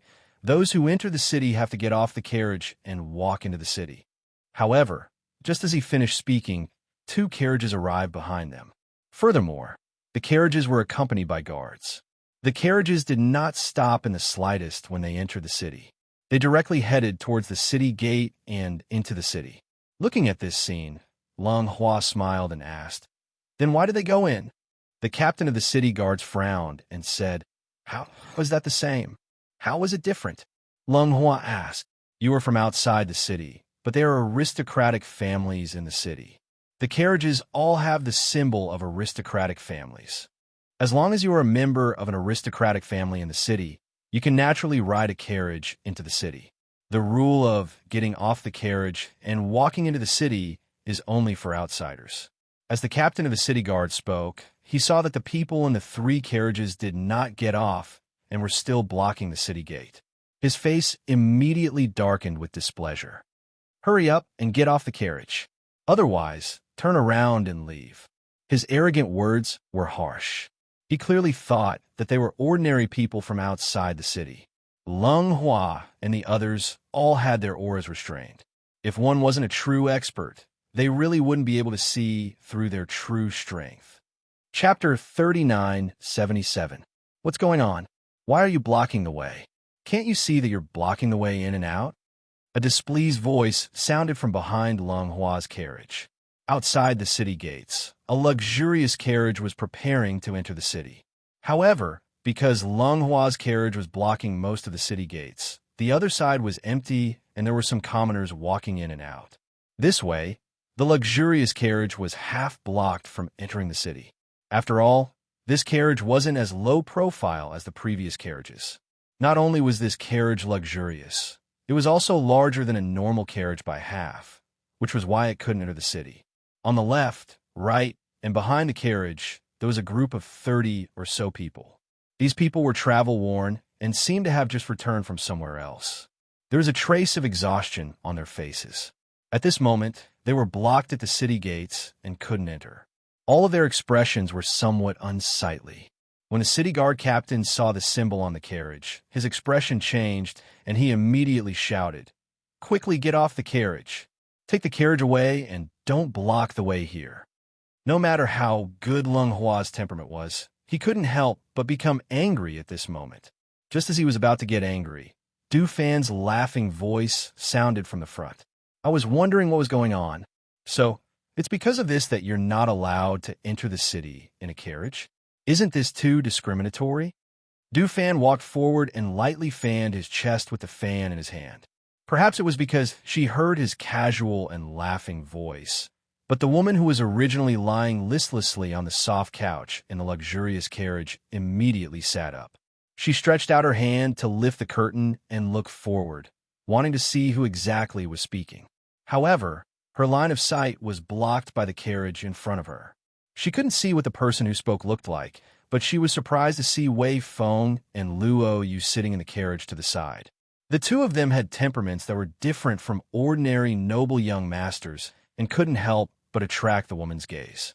Her eyes lit up as she stared at the two of them with a love-struck expression. Young Mississippi, the maidservant who was waiting on the side called out softly while secretly pulling on the corner of the woman's clothes. She looked at the master, who had a dark expression, with some worry. She only felt that the atmosphere in the carriage had suddenly become oppressive, causing her to become somewhat restless. "What are you doing? Get lost." The woman angrily swung her hand with such force that the maidservant was flung to the other side of the carriage. The maidservant hit her forehead and sucked in a breath of cold air from the pain. She felt something warm slide down her forehead. She touched it with a trembling hand and found that it was bleeding. The maidservant didn't dare to speak. She just shrank to the side and hurriedly covered the wound with a handkerchief. "Sit back down," the middle-aged man sitting in the carriage shouted angrily. Perhaps it was because of the anger in his voice that the woman had no choice but to withdraw her gaze.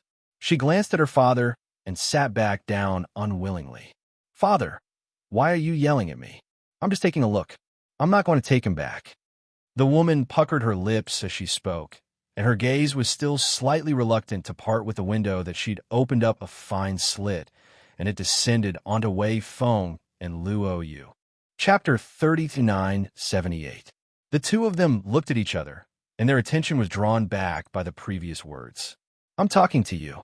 Hurry up and get off the carriage, or turn around and leave, don't." Before the guard could finish his words, he was sent flying by the fan in Du Fan's hand. Du Fan was fanning himself with the fan in his hand as he slowly walked to the side of the carriage. He looked at the guard captain who had been sent flying by his fan and said, "I'm a person who likes to use violence when I can't reason with him. You don't mind, do you?" The city guard captain felt his entire body fly out and hit the city wall before bouncing back and falling to the ground. He felt as if all the bones in his body had been broken. The pain caused his entire face to contort, and he was unable to speak for a long time. After a while, he spat out a mouthful of blood and glared at Du Fan. He shouted at the surrounding guards, "What are you waiting for? Go." The guards were hesitant at first, but when they heard his words, they immediately rushed forward and attacked them with the sharp blades in their hands. In the luxurious carriage, the woman jumped up excitedly. They're fighting. She jumped out of the carriage almost as soon as she heard the fighting outside. She was so fast that even the middle-aged man sitting in the carriage couldn't catch her. "Damn it! Yi Fei, come back here. Catch her and bring her back here." The middle-aged man shouted angrily, but he only saw the figure fly out like a butterfly and pounce forward. Du Fan waved the fan in his hand, and a sharp airflow came out, sending the city guards who were pouncing forward flying. He lifted his leg and kicked one of the city guards, which happened to press down on the city guard captain who was just about to stand up, causing him to cry out in pain and fall back down. Feeling a gust of wind behind him, the moment Du Fan turned around, he pulled the city guard in front of him and attacked backward. He planned to use the sharp blade in the other party's hand to attack the person behind him.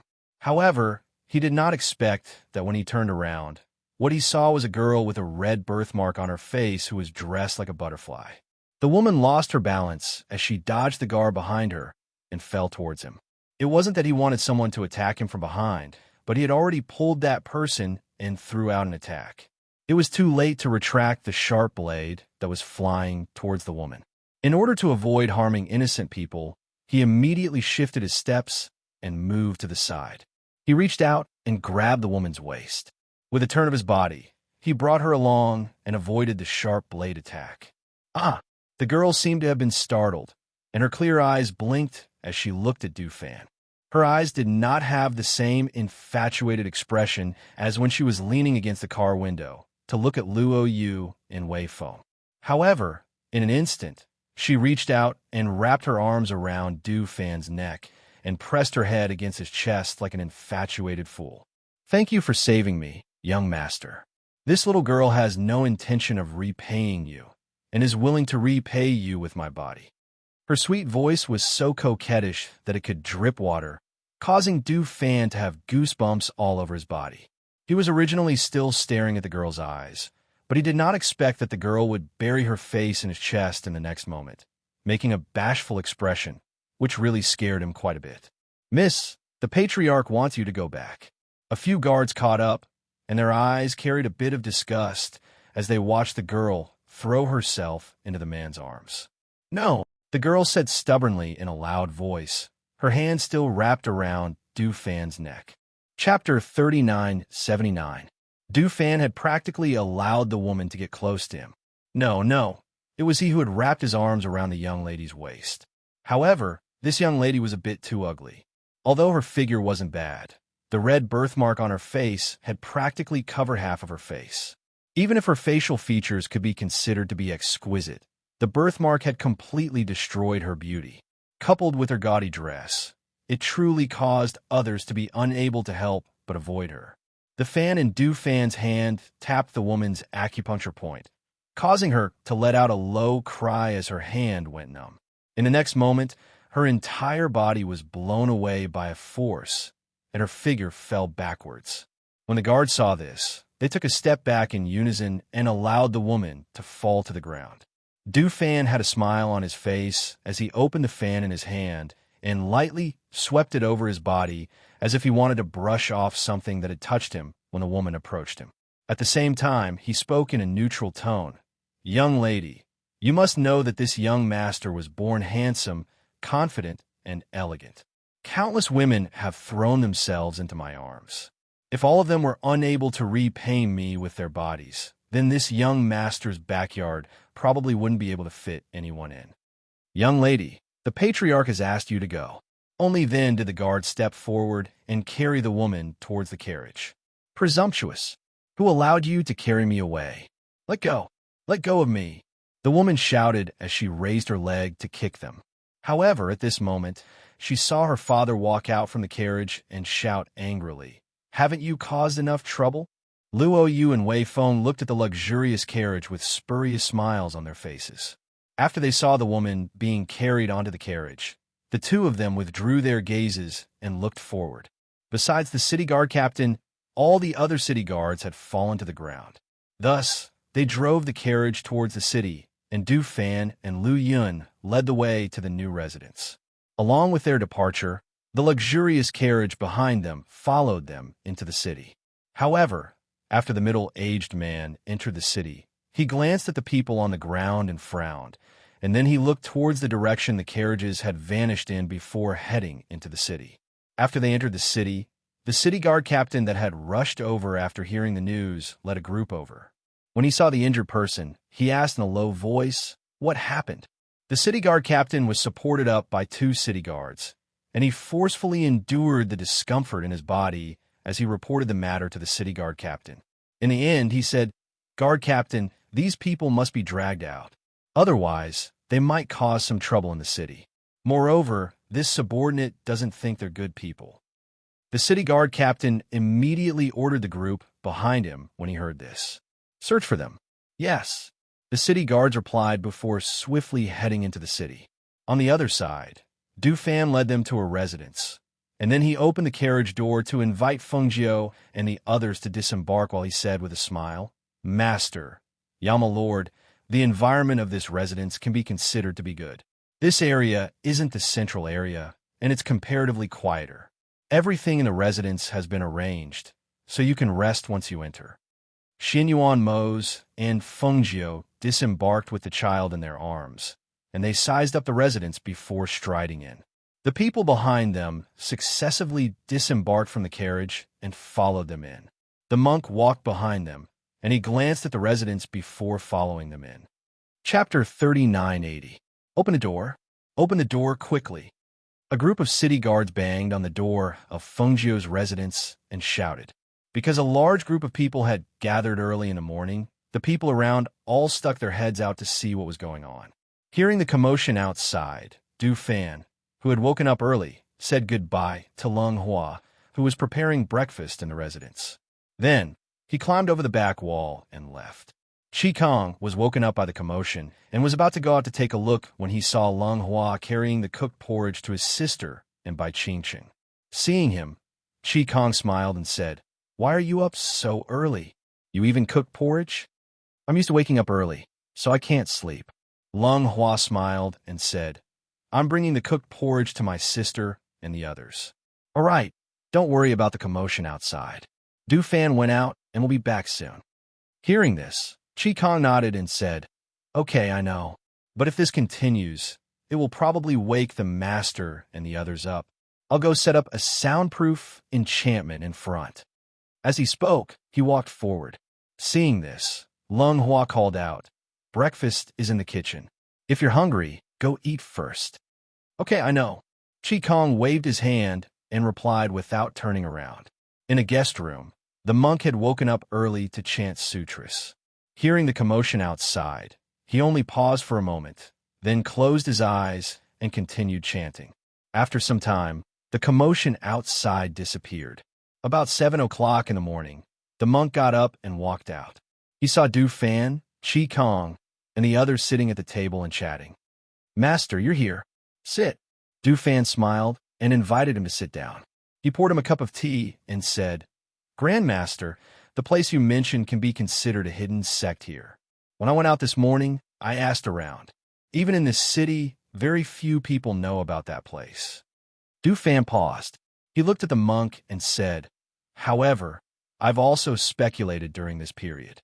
Since they can take the 2 treasures from the myriad Buddhist sect and prevent your people from directly taking them back, I think the strength of this hidden sect must be very strong, right?" He picked up the teacup and took a sip. Then, he put down the teacup and gently turned the teacup with one hand. He said, "I heard from Lung Hua that the great master said that my master would encounter a bloody disaster this time. Last time, even though his opponent was the Azura King, my master only suffered some superficial wounds. I don't think it would be the bloody disaster that the great master spoke of, right? Could it be that this bloody calamity is due to this hidden sect?" "Ba," the monk murmured and did not say anything more.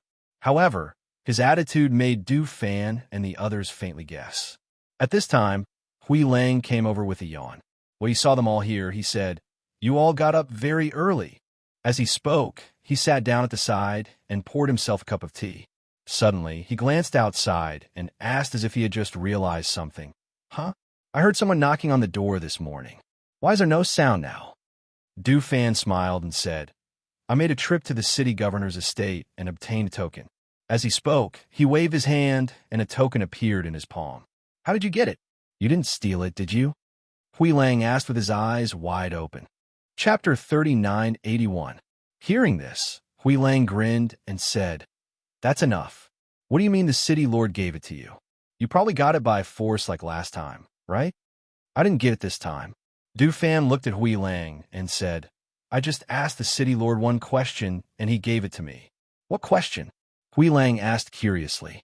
Du Fan smiled and said, "I just asked him if he knew about the Demon King and the Divine King behind the auction house being killed." Hui Lang was stunned and then laughed. I see. Ha ha ha ha." They chatted for a while. Seeing that Fan Lin was not here, Hui Lang asked, "Why don't I see Fan Lin?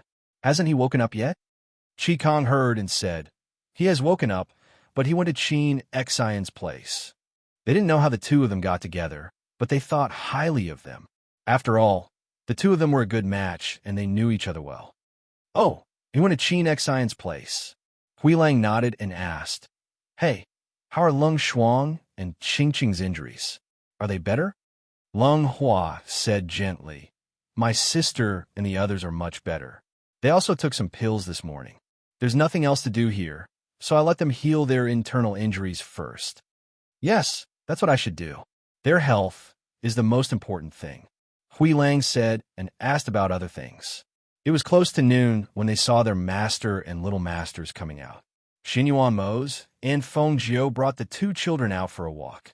The 2 little fellows had eaten and slept enough, so they appeared to be very energetic.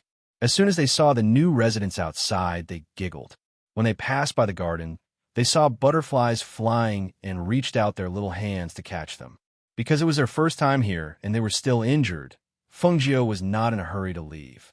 Instead, she stayed with her child for a few days.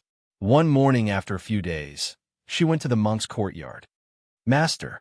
Fengjiu looked at the monk who was sitting cross-legged in the courtyard, chanting scriptures. He walked in and stopped beside him. Benefactor, you're here. The monk opened his eyes and glanced at her. He got up and invited her to sit at the table at the side. After the two of them sat down at the table, Fengjiu said, Great master, I'm preparing to leave tomorrow. I came to inform you today because I wanted you to wait here in this house. I'll be back when I'm done. The monk glanced at her and said, Patron, this penniless monk will go with you. Hearing this, Fengjiu raised his eyebrows. Master, you want to go straight to the door? I believe you know that even if you go straight to the door, you won't be able to do anything to them. They won't hand over those things just because you're here. I know. I just want to do my part. Moreover, I've said that there will be a bloody disaster on this trip. The monk said slowly, his calm gaze falling on Fengjiu. Fengjiu pursed his lips and smiled. It doesn't matter if there's a bloody disaster or not. In any case, I have to go on this trip. However, if you follow me, you'll only cause me trouble. Since that's the case, why don't you wait for me here? Chapter 3982. This poor monk is only worried about your safety. I'm not worried that you'll take our Sek Sarira and Heart Sutra for yourself. The monk put his palms together with a solemn expression. It was clear that he felt that she was in grave danger. Fengjiu smiled. Reverend need not worry, I'll be careful. She stood up. I won't disturb Reverend's meditation any longer. I'll come back to see you after I've retrieved the items. Seeing her like this, the monk sighed inwardly. He stood up and put his palms together. Amit Ba, almsgiver, please be careful. The next morning, when Fengjiu was about to leave, she summoned Fire Phoenix from space and had it stay behind to protect the two children. Xinyuan Mose didn't approve of this. You'll be going alone this time. With Huafeng by your side to protect you, I'll be more at ease. As for here, you don't have to worry. I'll take good care of the child. Xinyuan Mose said in a deep voice as he looked at Huafeng, who had stopped at the side, and frowned slightly. Fengjiu smiled. I still have Tun Yun and the others in the space. It's enough to have them by my side.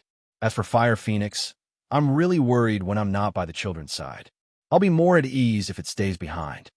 You don't believe that I'll be able to protect them? Xinyuan Mose asked. Fengjiu saw that his expression had darkened and hurriedly said, Of course not. With your current cultivation, even I'm no match for you. I naturally believe that you'll be able to protect the children. However, there's always a what if. There are many things that can't be said for certain.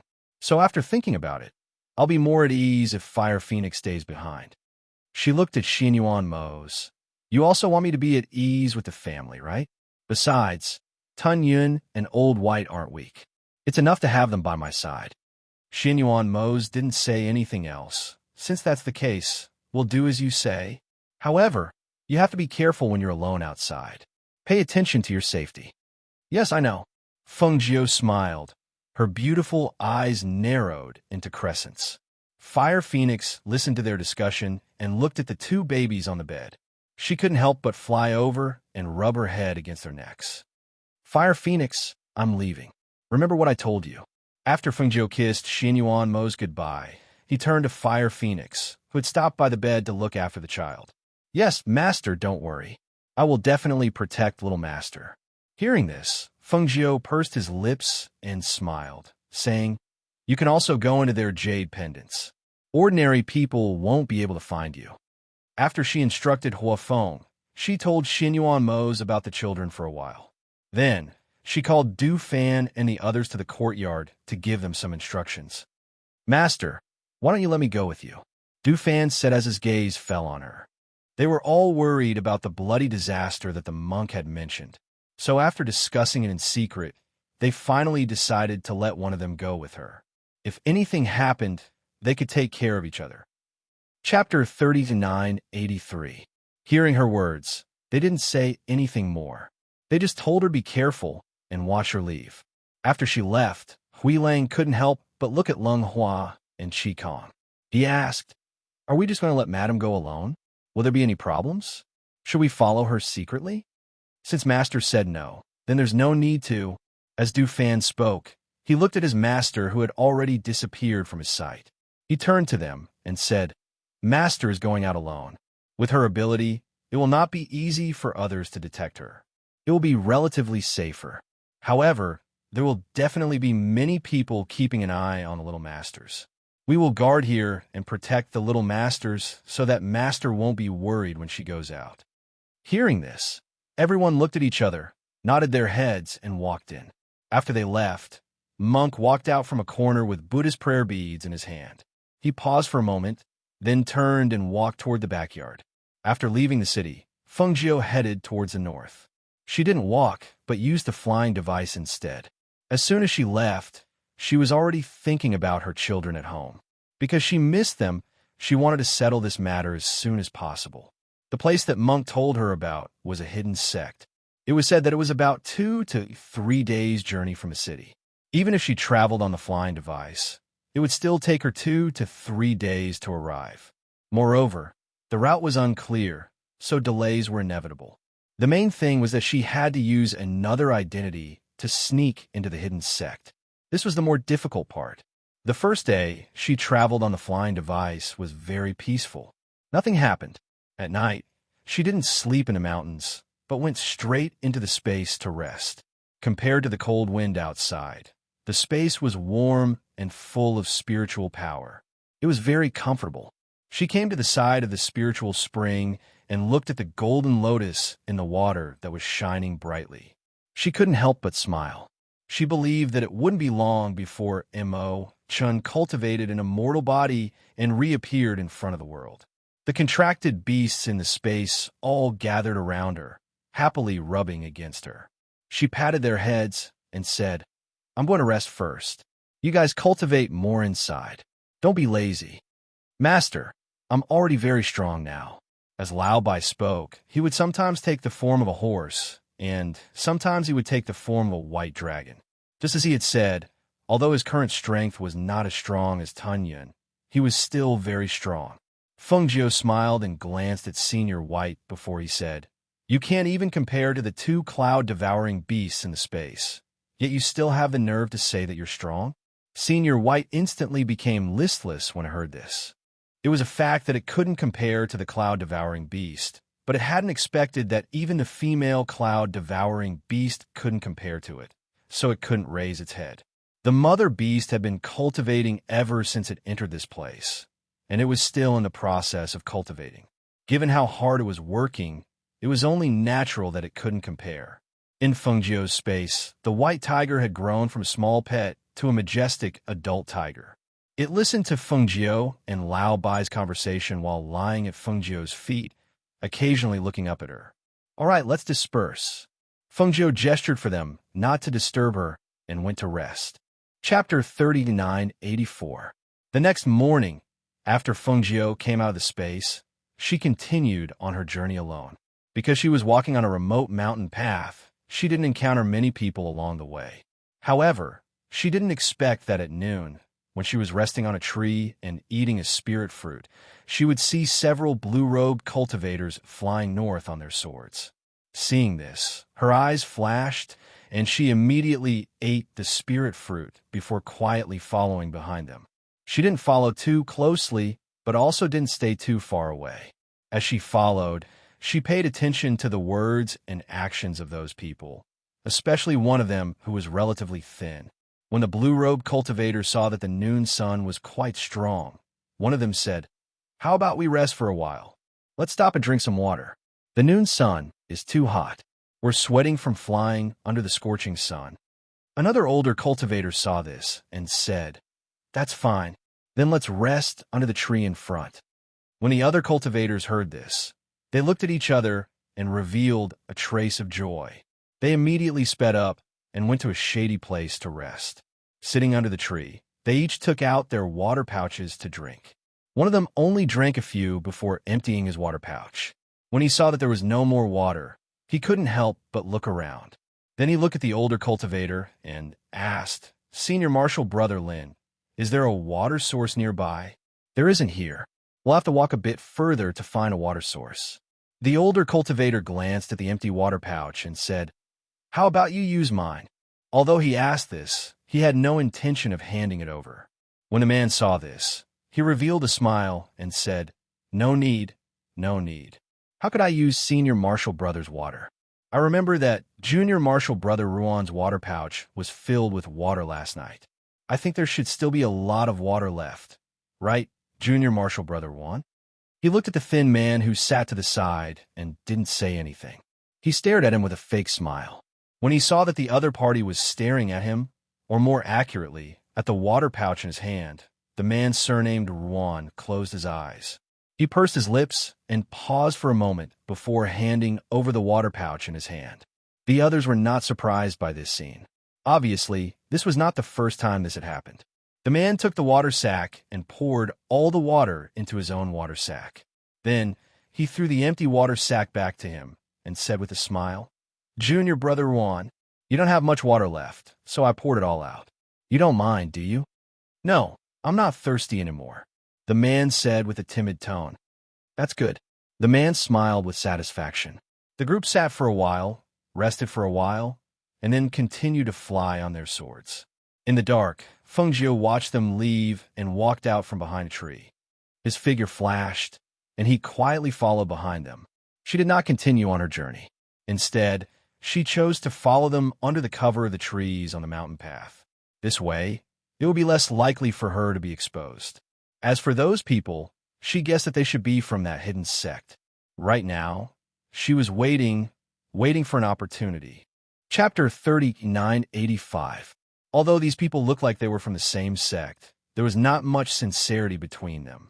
Although she had not come into contact with that hidden sect, looking at these people, she could vaguely understand why the people from that hidden sect would use people to achieve their goals. Thinking about it, this should be a sect that would do anything to achieve their goals. Moreover, the competition within the sect should be very fierce. Looking at how these people interacted with each other, it was obvious that it was natural for them to praise the strong and trample on the weak. These people didn't look for wild animals to eat. Instead, they took fasting pills and leaned against the fire to sleep. However, as the night gradually deepened, when the cultivators were deep asleep, the man surnamed Ruan stood up. When he moved, the older cultivator vigilantly opened his eyes. When he saw that it was him, he asked, "Junior Ruan, what are you doing so late at night?" The man glanced at him and lowered his voice as if he was afraid of waking up the others. He said apologetically, "I'm sorry, Senior Lin. I wanted to relieve myself. I didn't expect to wake you up." Hearing this, the older cultivator said, "Go." With that, he closed his eyes and continued to rest. The man nodded and glanced at him before walking away. Fengjiu, who was hiding in the shadows, heard the man go to relieve himself. Originally, she didn't plan on following him. However, when the man turned around, his gaze swept past the other cultivator. A trace of viciousness flashed through his eyes. She couldn't help but raise her eyebrows and quietly follow him.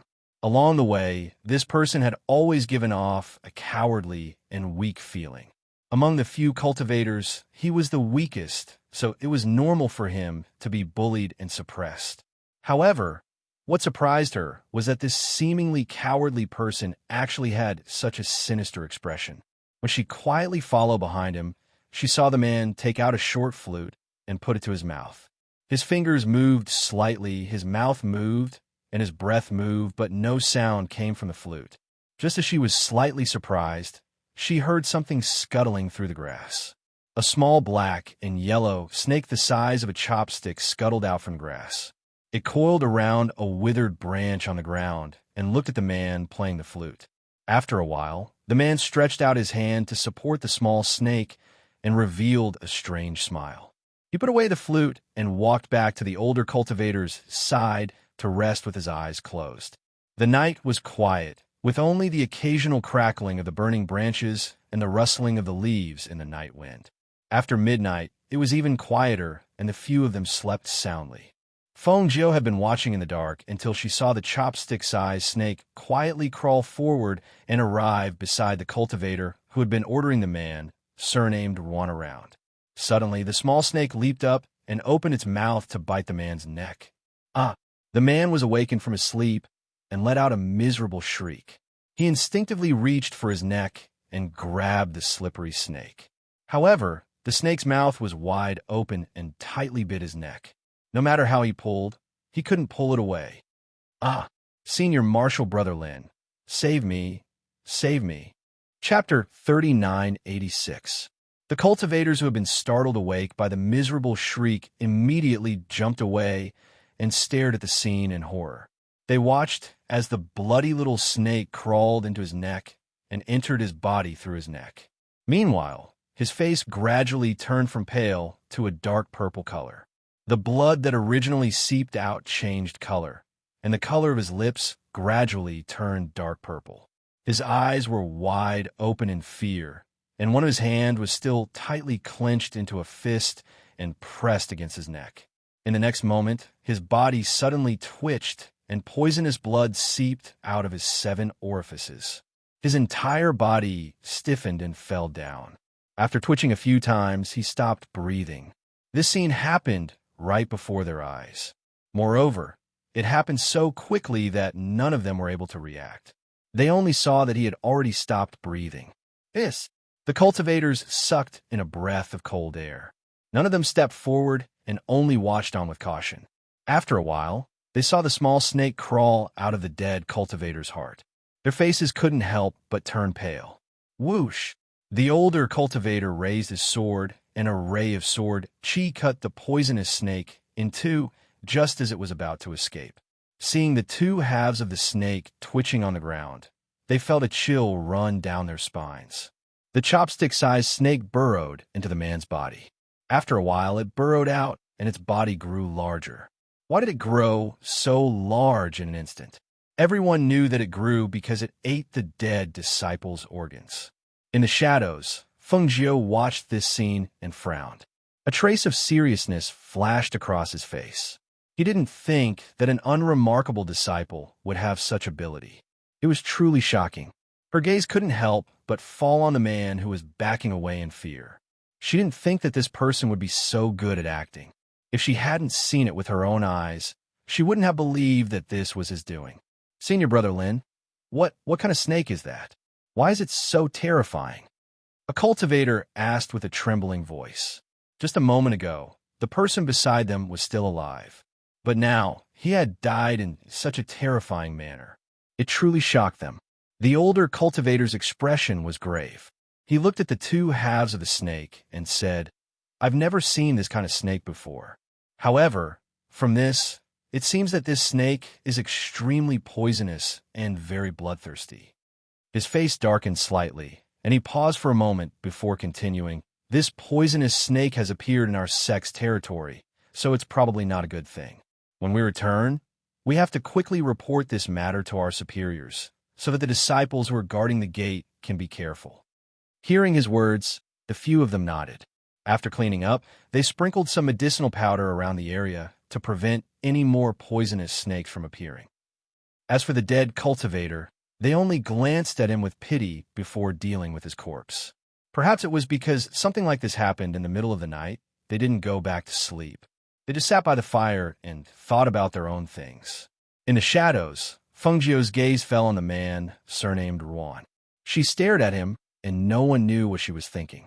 The next morning, the few of them continued to move forward while Feng Jiu continued to follow behind them.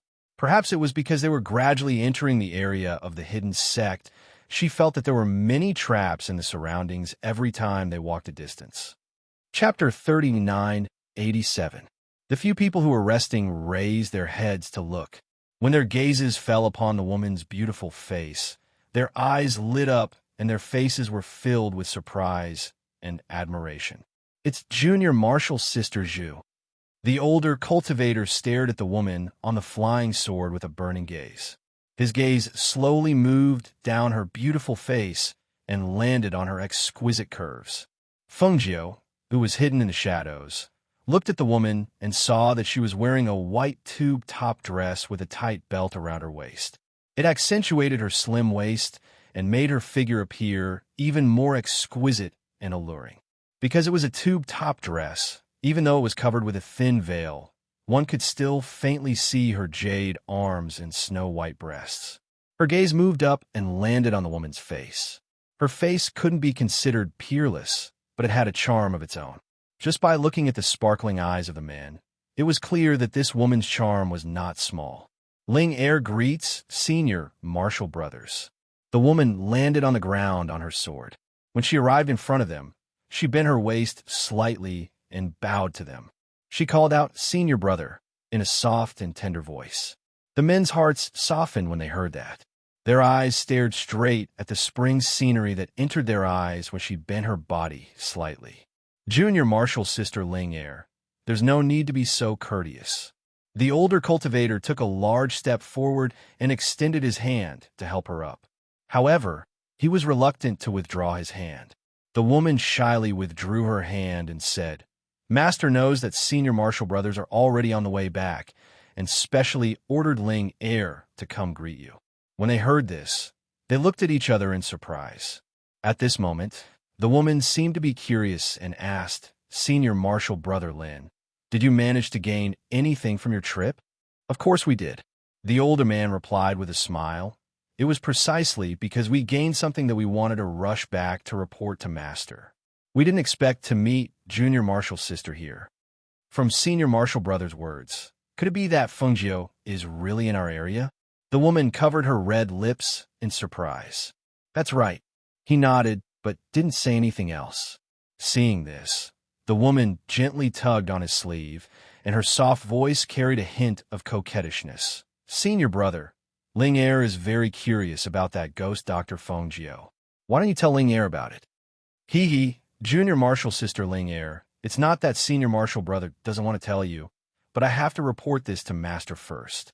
Although the older man was greedy for her beauty, he didn't lose his head. Hearing this, the woman's eyes flashed, and she said apologetically, "Ling Er forgot the rules.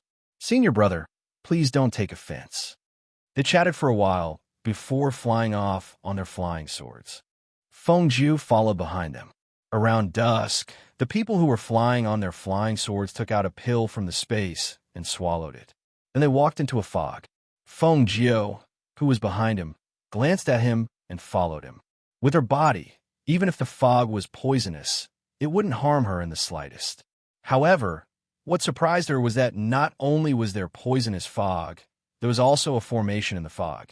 If she wanted to pass through here, she would have to pass through this formation. The fog in front of her blocked her line of sight, and she couldn't see the figures of those people. She gathered her thoughts and decided to pass through the fog first. However, after walking for a while in the array, she heard a burst of teasing. Chapter 3988. She dodged behind a tree in the middle of the formation and saw the woman, surnamed Zhu, and a man hugging each other. Hearing the man's voice, it seemed to be one of the cultivators. "Senior brother, wait." The woman pushed the man away and pulled his half-open clothes with both hands. She said, "Senior brother, what news did you get this time?" With the woman in his arms, the man panted slightly. He wanted to pounce on her and kiss her, but was pushed away. He had to ask, "What do you want to know?" The woman smiled and whispered in his ear, "Ghost Dr. Fengjiu and the others, as well as the ancient Golden Lotus and the Million Buddhist sect. In fact, this news is not a secret to the people outside. Only we in the sect don't know about it." As the man spoke, he held the woman's waist and said, "Ghost Dr. Fengjiu and the Azure Dragon Sovereign are here, as well as their twins." According to the latest news, Lord Azura and another divine king met and fought with them, but they died tragically in their hands. This news has spread everywhere, but their whereabouts are unknown. As for the ancient Golden Lotus, it is said that it has fallen into their hands. The Million Buddhist sect has not done anything, so I don't know what they mean. Hearing this, the woman's eyes flickered slightly. "You don't know where they are?" "No, I won't lie to you about this." The man continued, "After they killed the Azura king and the others, they disappeared without a trace, and no one dared to follow them. Furthermore, we didn't go out for long this time, so we hurried back to report to Master after hearing the news." As his voice fell, the man said again, "Junior sister, can you listen to me now?" As he spoke, He lowered his head and leaned forward. The woman smiled and let the man take advantage of her for a while. Then she pushed him away and said, "Senior brother, don't worry. We are about to return to the sect. When we arrive, I will find you. It's not good to be here now. Senior brother Lin will come to find us when he sees that we are missing, lest they find us." The man was a little unhappy, but when he heard that she would come to him after returning to the sect, his eyes suddenly lit up. "You will really come to me after returning to the sect?" "Of course." The woman smiled and tapped his chest. She stood on her tiptoes and kissed him. Then she adjusted her clothes and said, "I'll go back first. You can come back later." "Okay," the man answered with satisfaction. After watching her leave, he walked back after a while. Feng Jiu, who was hiding in the shadows, raised his eyebrows and walked out. He felt that the people of this hidden sect were not to be trifled with. She slowly walked forward and circled around the array. When she was about to exit the array, she saw that those people were resting not far away. Seeing this, she returned to the array. Because they were resting in the mountains, the sky gradually darkened. The cultivators ordered the man, surnamed Ruan, to pick up some branches.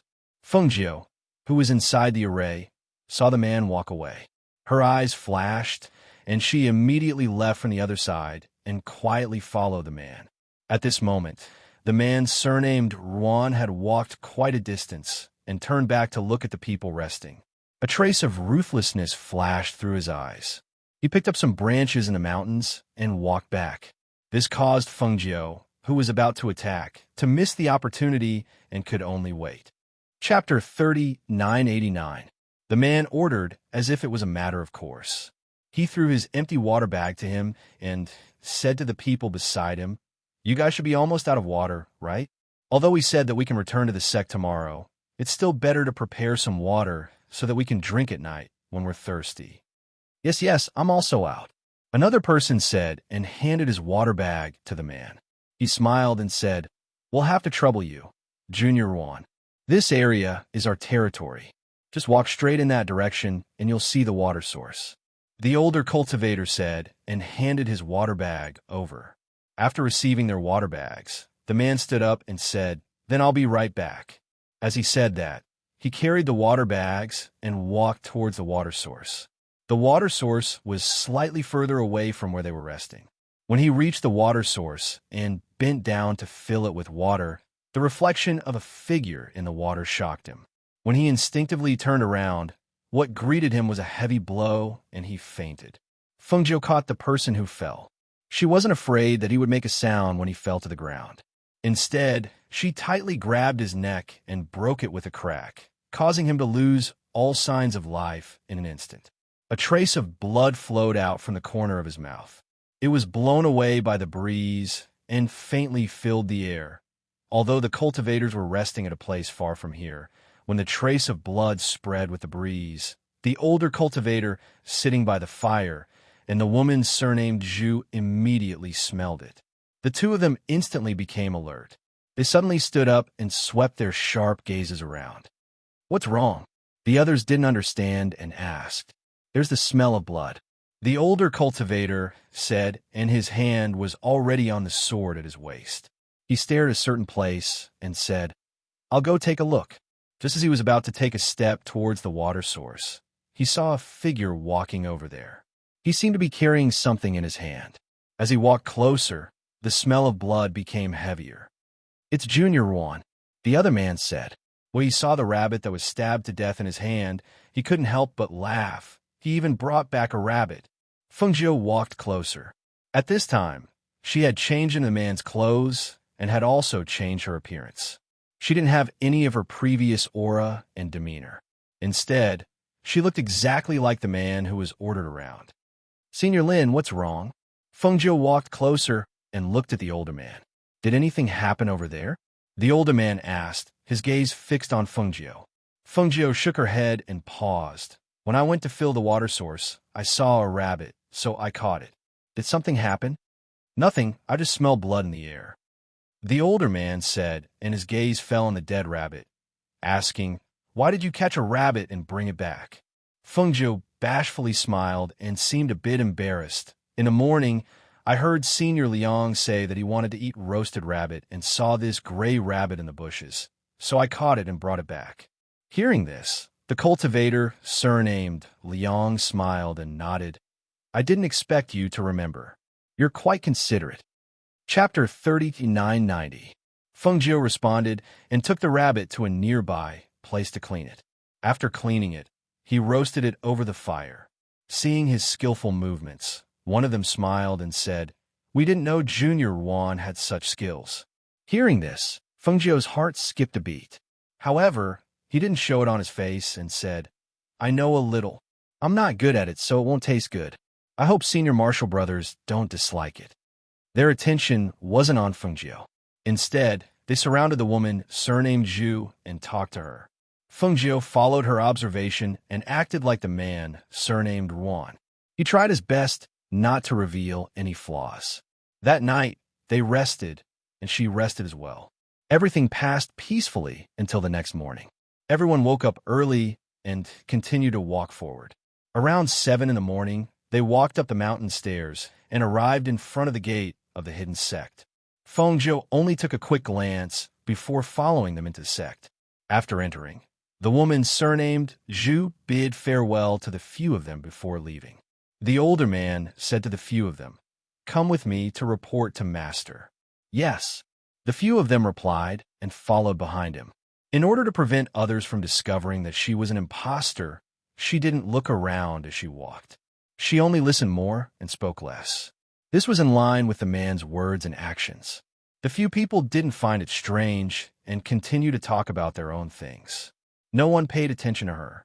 When they arrived at the waist of a mountain, they followed the older cultivator into a courtyard and respectfully bowed to the tightly shut door. Disciple greets master. The older man bowed and raised his head to look at the tightly shut door and said, "Disciple didn't disappoint. I've completed the task master gave me. Come in." An old voice came from the tightly shut door. Then the tightly shut door opened with a creak as if it was pulled open by someone from the inside. The older man happily stepped forward and walked in. Then the door closed. No one knew what they were doing inside. After about the time it took for a stick of incense to burn, the door opened again. This time, the older man walked out with a happy expression. After looking at the few people, he gave them the pills in his hand. "These are for Master. He wants you to go back and cultivate well. Strive to break through again." The older man said as his gaze swept across the pills in their hands. "Go back and have a good rest." The old voice came from the door again. After hearing his voice, the people in the courtyard responded and turned to leave. Feng Jiu held the pill in her hand and looked at it, her eyes flashing slightly. Suddenly, from the corner of her eyes, she saw a figure come up to her and reach out to pat her on the shoulder. "Junior brother Yuan, we live in the same courtyard. Let's go back together." As he spoke, his eyes were fixed on the pill in Feng Jiu's hand. Hearing this, Feng Jiu smiled and looked at him with surprise. "Senior Yuan wants to go back with me? Let's go, let's go," the cultivator said and pulled her away. At the same time, he said to the people behind him, "We'll go back first." Chapter 3991. Seeing the three of them leave one after another, the few people who were still standing at the same spot couldn't help but look at each other. They all knew in their hearts that the boy with the surname Yuan would not be able to keep the pill. They just didn't know whose hands it would end up in. Because this was their master's courtyard, the three of them didn't speak here. Instead, they walked out of the courtyard in the direction of their residence. After going out for a while, they came back with a medicinal pill that could increase their strength. Right now, they only wanted to go back and quickly consume the medicinal pill to cultivate and strive to increase their strength again, so as to prevent any accidents from happening. Feng Jiu was originally still wondering where the man with the surname Yuan lived. She didn't expect that this person would covet the pill in her hand, which saved her a lot of trouble. She followed the man and didn't say much because she knew that there was someone following behind her. She just didn't know if the man with the surname Lin also had his eyes on the pill in her hand. When they arrived at a courtyard, the man walking beside Feng Jiu smiled and said, "Junior brother Yuan, you see that you're still some distance away from advancing. Even if you consume this pill, it'll be a waste. How about I give you something else in exchange?" This. Fengjiu hesitated. Her face revealed a conflicted expression, as if she was reluctant to part with the pill, but also seemed like she didn't dare to refuse. Seeing Fengjiu's hesitant expression, as if she was reluctant to part with the pill, his face immediately darkened. He looked at her and said, "What? Don't tell me you still want to refuse? Don't forget, if it were someone else, they would directly snatch your pill. They wouldn't be as easy to talk to as I am." No, I'm just... Before she could finish speaking, the man with the surname Lin who had been following behind walked out and interrupted her. "Junior brother Juan, why don't you exchange with me?" The man with the surname Lin walked out and looked at Fengjiu. He said, "The pill in your hand is a high-grade pill. How about I give you 3 middle-grade pills? In addition, I can also promise you that no one will dare to bully you here in the future." Seeing the man surnamed Lin, the man couldn't help but panic. He quickly lowered his head and bowed. "Greetings, senior brother Lin." A trace of resentment and unwillingness flashed through his eyes. The medicinal pill was right in front of his eyes, yet he had interfered. It was really hateful. However, the other party's strength was stronger than his. In front of him, he could only endure. "Junior Juan, what do you think?" He looked at Fengjiu and asked. Fengjiu looked at him and thought for a moment before saying, "Junior brother Lin's suggestion is naturally excellent." As she spoke, she took out the pill she had obtained earlier and handed it over with both hands. In fact, he really wanted to laugh in his heart. It was just a pill, and the people here were actually fighting over it like this. However, it was obvious that the competition based on strength was extremely great. The man surnamed Lin smiled with satisfaction. He took out a bottle and handed it over. At the same time, he put away the medicinal pills and said, "These 3 medicinal pills are perfect for junior apprentice brothers' cultivation. In the future, if anyone makes things difficult for junior apprentice brother can come find me in the first monastery." "Yes, many thanks, senior brother Lin," Fengjiu said gratefully and bowed towards him. After watching him leave, she looked at the gloomy man beside her. Just as she was about to say something, she heard his strange voice. Chapter 3992. His gaze was somewhat sinister as he said, "Senior brother Lin is our master's strongest disciple. With him protecting you, you will be able to do whatever you want in the future." Fengjiu smiled in her heart when she heard that.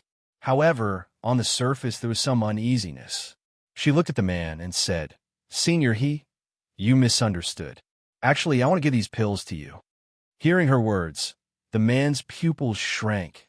As if in disbelief, he asked, "What did you say?" "Senior brother, the 3 pills that senior brother Lin gave me. I want to give them to you." Fengjiu smiled embarrassedly and said, "I live in this courtyard with senior brother and have always been under senior brother's care. Senior brother also knows that I don't have anything good. Although these 3 pills can't be compared to the ones that master gave me, they're still middle-grade pills. If senior brother doesn't mind, please accept them." Perhaps because he didn't expect Fengjiu to actually give the pills to him, he didn't even have time to retract the sinister expression on his face as he stared at her in shock. "Are you serious?"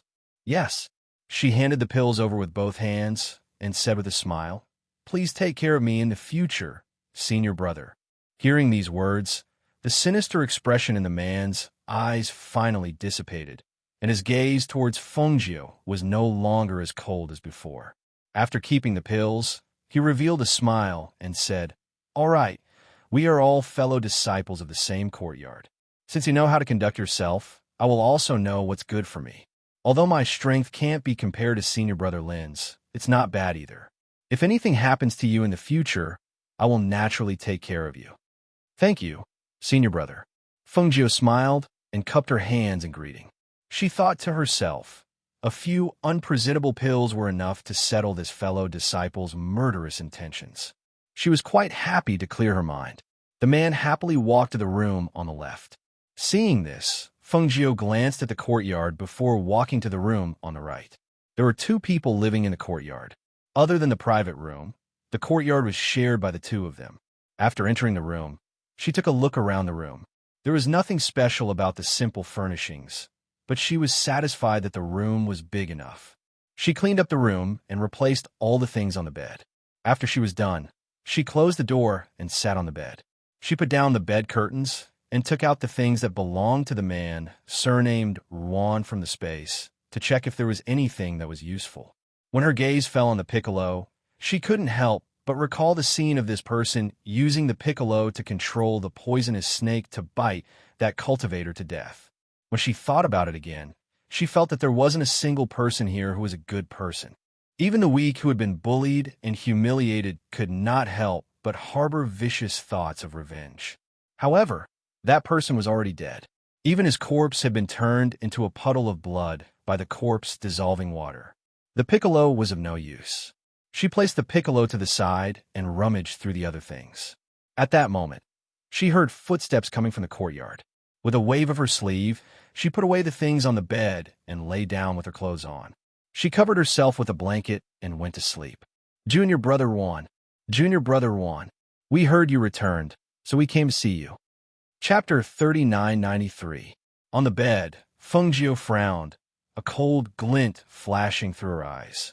When she saw them enter the inner room, she hurriedly got up from the bed and looked at them with a frightened expression. Oh, Junior Juan is sleeping. The man in the lead looked at Fengjiu and sized her up. He smiled and said, Junior Juan, I heard that Master gave each of you a pill as a reward. Fengjiu looked at them, paused, and said, Yes, but the pill is no longer with me. Ha ha, Junior Juan, who are you trying to fool? We came here as soon as we heard the news. Who could be faster than us?